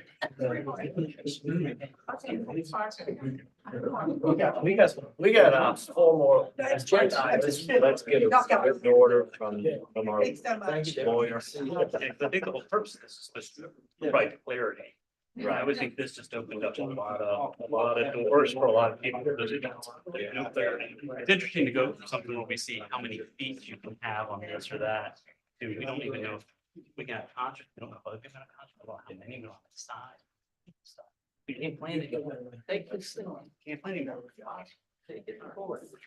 This is over our head. Good. But I was saying, this is I'm gonna get this payment back.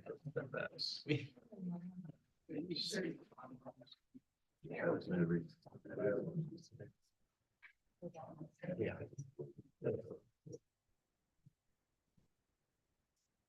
All right. We still have agenda items left, and I appreciate your patience for those of you who are not here for the Citadel appeal. It was your bad luck to be here. So the next item on our agenda, B, new applications to 343 Wapu Road, TMS number 350-10-00-142, Council District 5, zoned STR, requesting a variance from section 54-824 to allow the subdivision of a lot that does not meet the average lot frontage requirement, 100 feet provided, 104-foot frontage required. The owners are Nicole Simmons and Christina Eckley. The applicant is Brian Weatherford. Mr. Batchelder. 343 Wapu Road is a lot that fronts on Wapu Road and Edgewood Drive. It's a corner lot. And with request to subdivide existing residential lots and existing residential neighborhoods, there's a lot average or lot frontage average requirement that applies. We have to look at the surrounding lots, certain surrounding lots, and determining what that average is. And I've circled the lots that by the requirements in our zoning ordinance are used to calculate the average frontage. And so the minimum lot frontage for this zoning district is 50 feet, but that's changed by the average being greater than 50 feet. And in this case, the average is 104 feet. And this is the average frontage of all these lots that I have circled on here in red. And I think what really throws that number off, because when you look at the proposed subdivision, which I'll just go to this one right here. So this is a very large lot. Each of the proposed lots is almost a quarter acre in size. So the lot itself is over a half acre. Actually, no, it's roughly just under a half acre in size. So very large lot. And the minimum lot size for a lot in this district is more than met by the 10,000 square feet that is shown here. So no issue there, but anyway, going back to this, So what throws it off is this lot right here. This lot at 1786 Opal Avenue, because of this odd corner, has a really large frontage, and it's 205 feet. So that is totally throws off the calculation for this area. And you can see right next door, this lot had a similar subdivision a number of years ago. It was in the city, and that was approved. And a new house was constructed here. So I'm just curious what, if you go back that last one, sorry to interrupt you, but why wouldn't 1825 qualify for a red circle and work into the average?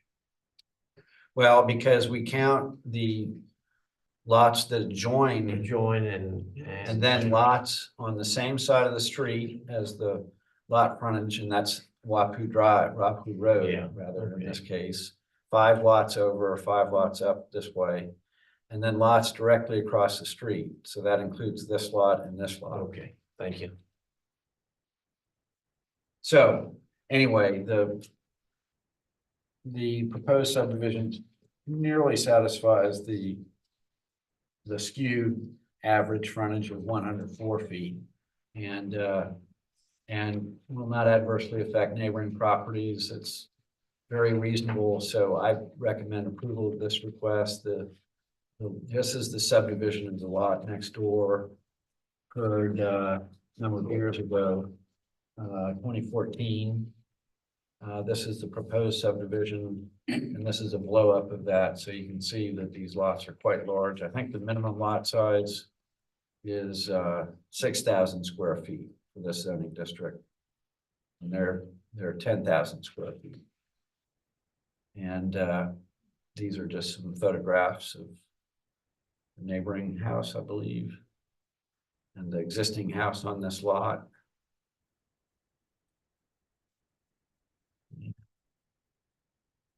Other situations in the neighborhood. So that's that, and my recommendation is for approval. All right, is there anybody here who is opposed to the application for 343 Wapu Road? If you're here in opposition, no one here in opposition. Owner applicant here? Yes, sir. Anything you'd like to say to the board? Okay. Any questions for the owner applicant? Any questions for the city? Ms. Grass moves to approve. Ms. Richards seconds the motion. All in favor, please say aye. Aye. Any opposed? None are opposed. The motion passes unanimously, and the variance for 343 Wapu Road is granted. Thank you. All right, the next item on our agenda, D3 651 Magnolia Road, TMS number 418-10-00-0005, Council District 9, zoned SR2, requesting a special exception under section 54-501 to allow construction of a single-family home on a lot of insufficient size. Lot area 5,524 square feet, 6,000 square feet are required. The owner is John Patrick Barber. The applicant is Barry Cohn. Mr. Batchelder. And the agenda that was advertised and posted online, we had a typo in this one, and we listed it as a variance, but it's actually a special exception from section 54-501. That's what is spelled out in section 54-501 is the special exception requirement to allow a home to be constructed on a lot that doesn't meet the minimum lot size requirement for the zoning district in which the property is located. So just to correct that right off the bat, I've shown that correction in this slide. And this is the location of the property. It sits right on the corner of Sycamore Avenue and Magnolia Road in West Ashley, and it has a SR2 zoning district. And SR2 has a minimum lot frontage requirement of 6,000 square feet. This lot is not even 500 square feet shy of that, 5,524 square feet. This is actually an original lot within the neighborhood. And I'll get to that. This is the applicant's copy of the survey. I've got a better one, my slides, and this is their site plan showing what they're proposing to do. And how they can fit a new home on this lot within the setback requirements. So no issues there. They'll provide parking, they'll meet all the requirements. This does have some grand trees on it, and they'll avoid those with this proposed house. And it did actually, an application for removal of one grand tree did go before the Board of Zoning Appeals Site Design last December. And that was approved with some conditions, and I have that information in here. This is the home that they would like to build. And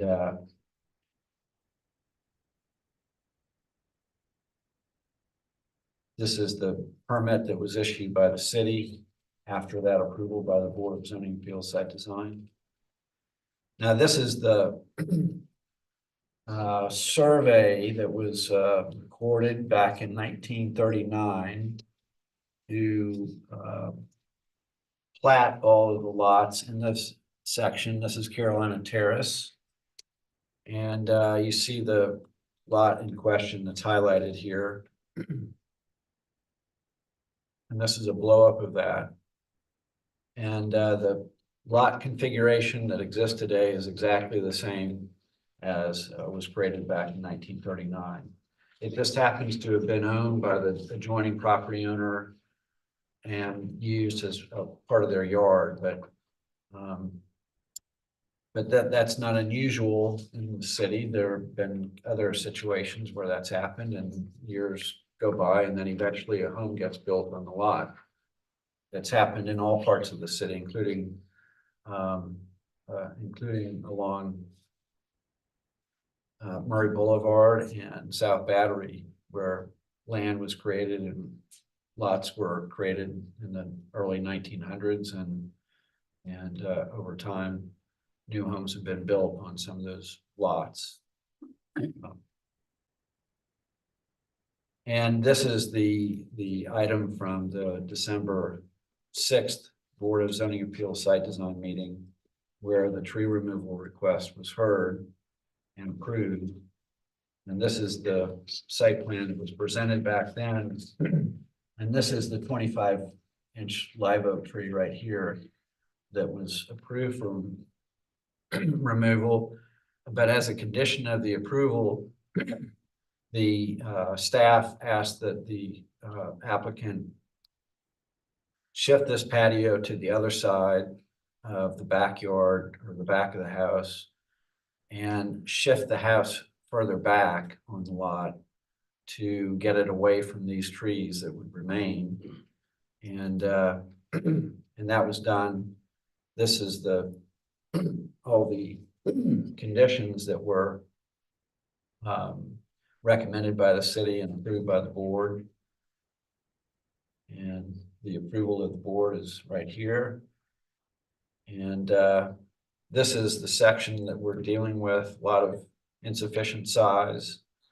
And it gives the board the approval authority over the site plan for the proposed house if they deem it not to be in conflict with the intent and purposes of this ordinance.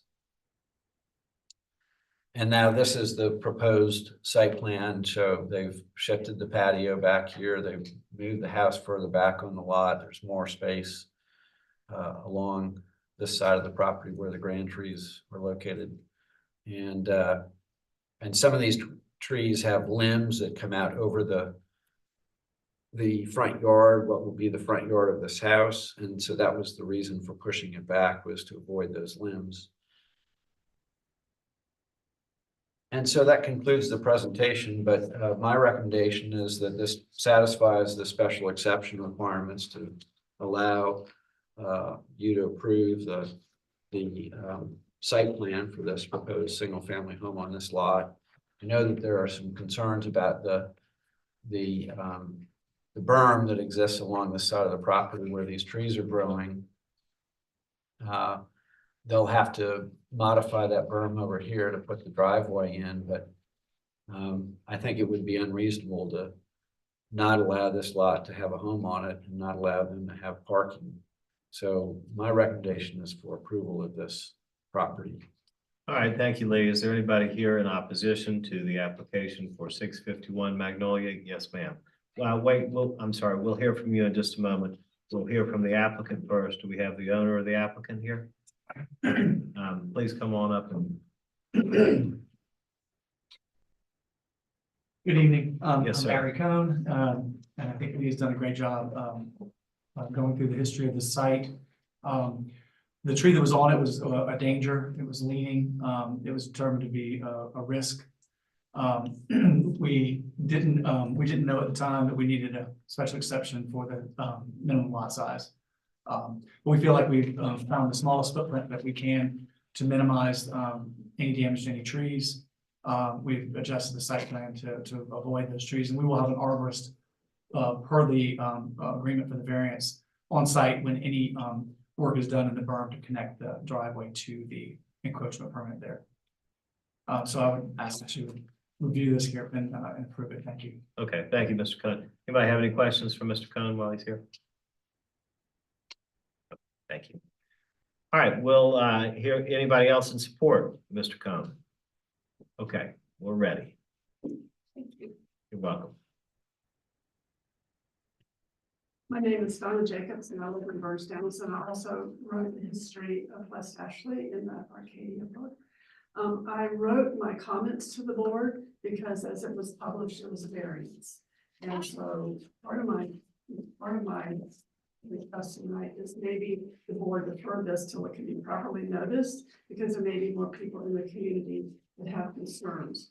And so all of my comments were addressed at the law about a variance request. So I don't really necessarily have things that would say special exceptions, except for this berm.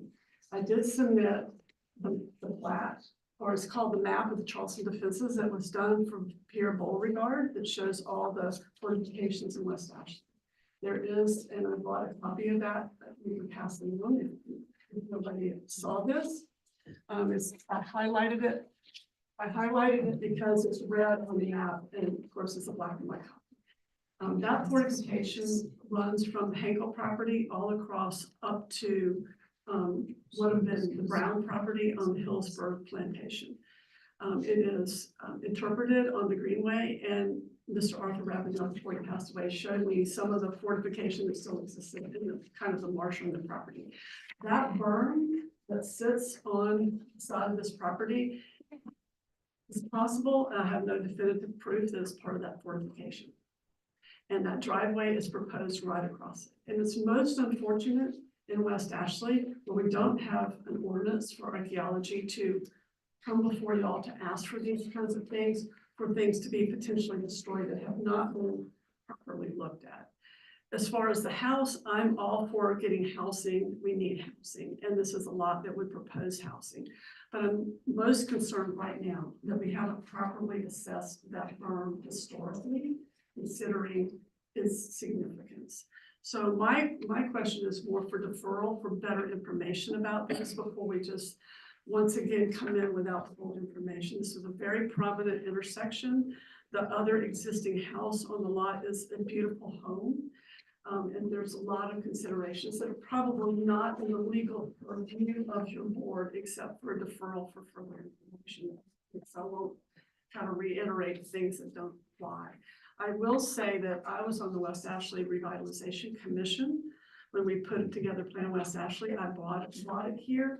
And the biggest community concern was maintenance and preservation and consideration for our historic neighborhoods and our historic situation.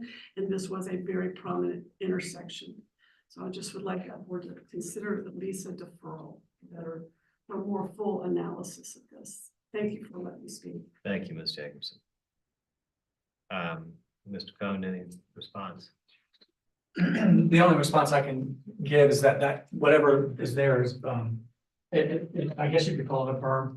But it obviously ends at the corner of the property. So it's probably in the right of way dominantly. It certainly ends at the, I guess you would say the northeast corner and the northwest corner. So what's left of a berm, which is obviously disputable, is a very small portion. It doesn't exist any further down than the length of that property line. Okay. Mr. Cohn, you've been so patient this evening, and I hate to ask you to wait any further, but would you oppose a deferral this evening, or? I don't know to what end. Right. I think the berm is probably in the right of way. That would involve South Carolina Department of Transportation.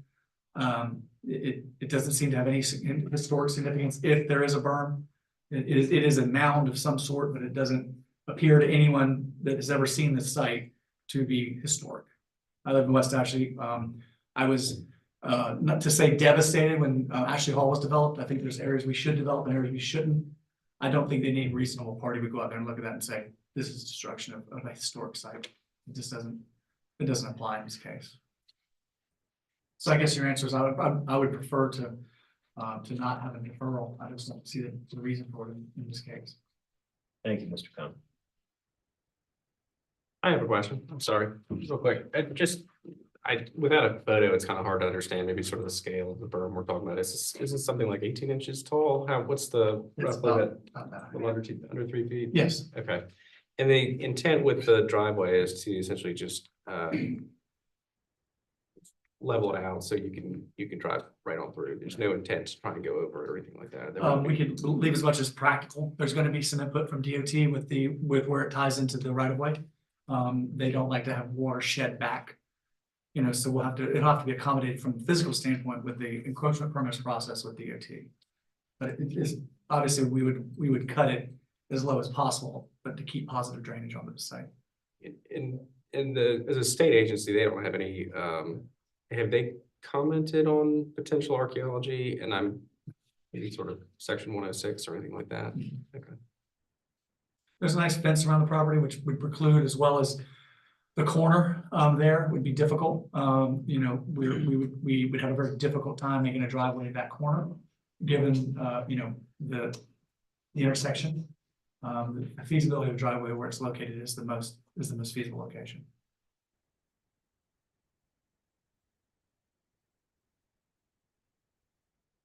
Any other questions for Mr. Cohn?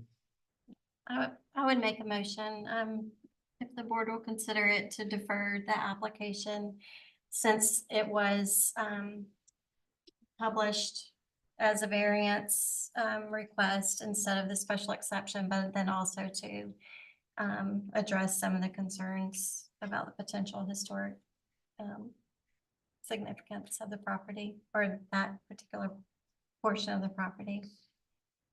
Second that. All right, we have a motion on the floor to defer by Ms. Grass. We have a second from Ms. Richards. Any discussion? How long would we contemplate the deferral, and who's gonna take an initiative? Who is gonna assess the historical value of this thing? Who does that? Lee, do you have any? Does it have any impact on our decision making? If it's historical or not, is that within our purview to? Does that affect your analysis or your recommendation from the city's perspective? Well, I'm concerned about it, but I think if you don't allow them to have driveway in this location, there's no other location for a driveway. And so I think you've essentially denied the use of the property without driveway, and that seems to be it seems to be unreasonable, in my opinion, that they can't do something.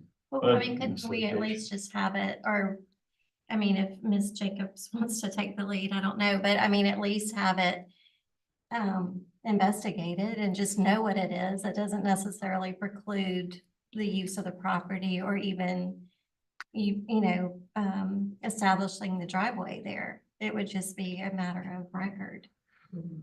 Well, the deferral is not a decision on the merits, and obviously, if it was noticed incorrectly, then there's another good reason to defer. Except that if it's noticed, a variance is over noticed compared to a special exception. That's more notice, that's not less notice. Right. But I mean, it's probably some remainder of a readout or something.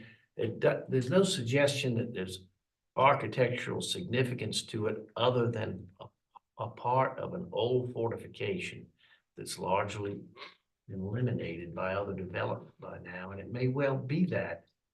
But if it's just a 2.5-foot berm that was part of an extension of a fortification, they could come in there with shovels and find nothing, and they're gonna say. Find something. Yeah, and I mean, think it's that- still worth the. Would it? They just, change, though? they just find where there was a fortification where people were behind it shooting at people who were in front of it. Well, I mean, the main part of my motion was that Ms. Jacobs asked for us to consider deferral because she responded in a very lengthy, her comment was it addressed the variance. And I guess her comment was that she didn't have the opportunity to address a special exception. So whether or not one is more, I don't know, lenient than the other, it doesn't really matter to me. It was just the fact that she's asking for consideration to address it as, what it is, which is special exception And that request. might bring this back before us in 2 weeks or 1 month. And what if she hadn't been able to get anybody qualified to analyze? Well, then I'll remove that part of my motion. I'll just say my motion is to, for a deferral to give the neighborhood association, Ms. Jacobs, anybody else.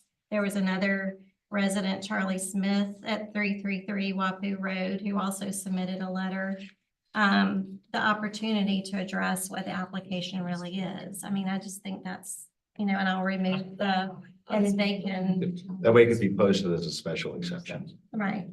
Is it, I'm just curious, is that necessary for us to defer, or could that be an administrative deferral? I'm just curious what the city's. I don't think it would be appropriate for me to defer it at this point because it's before you. Right. Okay.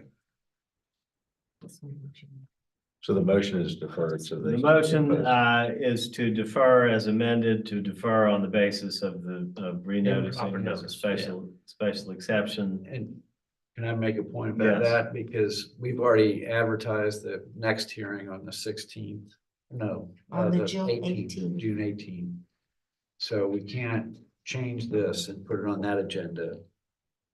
And then we don't have a meeting until July 16th. Because we don't have a meeting the first Tuesday in July. Okay. Well, why don't we ask Lee? Lee, you decided to proceed with this application despite knowing that it had been noticed incorrectly, or that it had been noticed as a variance instead of a special exception, and yet it's still on the agenda rather than being deferred. What was your feeling on this? Well, we have traditionally, when we've misadvertised something as a more restrictive type request, when it's actually a less restrictive type request or less significant request, like a special exception, been agreeable to allowing that change.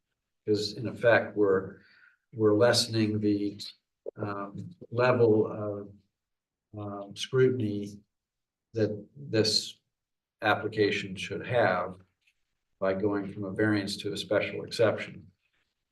If we were going the other way, if we had advertised this as a special exception when in fact it was a variance, then I would have a problem when we just say, I'm sorry, we have to re-advertise it. But I'm okay with moving forward with it as it is. All right, well, we got a motion to defer, we got it seconded, we're gonna need to vote on it, so, all in favor of the deferral, you got more discussion? I've Mr. got Bowman? one Okay. question. So, and one last question, Lee. If it was, a variance as opposed to a special exception, your recommendation would be the same? Well, if it was a variance, it would be a different set of standards that would apply. I'm not sure I could answer that because there's nothing that they're not meeting from a zoning standpoint, except the fact that the lot is slightly smaller than the requirement, and that's not a variance issue for us. So. Okay, we're ready. All in favor of the motion to defer, please say aye. Aye. Any opposed? No. No, all right, so we got. I got Mr. Morrison, Mr. Bennett, Mr. McKay, Mr. Goodwin, and I voted to deny the deferral motion. So now is there another motion? Move approval. All right, Mr. Morrison moves to approve. Is there a second? I'll second. Mr. Bennett seconds. Discussion. Yeah, I do want to point out, I would hope that the homeowner will consider conducting some measure of archaeology on the berm. But I don't believe that is related to the question that's at hand. I think the question at hand is strictly one of the footprint, and that is what that's what the motion is for. All right, thank you. All right, we'll vote now. All in favor of the motion to approve the special exception, please say aye. Aye. Any opposed? Two opposed. All right, so the ayes have it. Motion passes 5-2. The special exception for 651 Magnolia Road is granted. Thank you. All right, the final item on our agenda, B4, 215 Wentworth Street, PMS number 457-03-03-160, Council District 8, Zone DR1, requesting a special exception under section 54-110 to allow a vertical extension of a non-conforming 3.8-foot west side building footprint with an addition to the second floor. The owners are William and Mary Beth Witchke, and the applicant is Bill Marshall. Mr. Batchelder. This is a residential property in Charleston Village, and the addition that's proposed that requires your approval is on the west side of this house, so it's right about in this location. And so there's no immediate neighbor because this little right of way within the neighborhood extends to Wentworth Street. And here's a view of the house as it sits in the development. And we'll just skip right to the plans. This is showing the second floor addition that they're proposing with the approval of the board. And now I'll skip to the drawings. You see here, these are just drawings to help illustrate the issue. The setback line is that dashed line. And let's see, so this is the proposed elevation. Where's existing? Here's the existing. Okay, so this is the existing. You see a one-story porch here above the elevated foundation. And if I go back to this, you see that one-story porch with the addition above. So they're extending the non-conforming west side setback of the house vertically with this addition, and that is the request that's before you tonight. And I think they easily satisfy the special exception requirements. There's really no light and air impact on an adjoining neighbor with this, and they've got a lot of support from other folks around them here. And so, yeah, so we recommend. All right, thank you, Lee. Anybody here in opposition to the application at 215 Wentworth Street? Seeing no one in opposition, owner applicant here. Anything you'd like to say to the board? Sorry, you guys had such a rough night. We thought about role playing for and against between ourselves, just to make this a longer meeting, but we decided in our best interest not to do that. Thank you. All right, any discussion, any questions, please? Move approval by Mr. Morrison, second by Mr. McKay. All in favor, please say aye. Aye. Any opposed? None are opposed. The motion passes unanimously. And the special exception for 215 Woodward Street is granted. Thank you very much.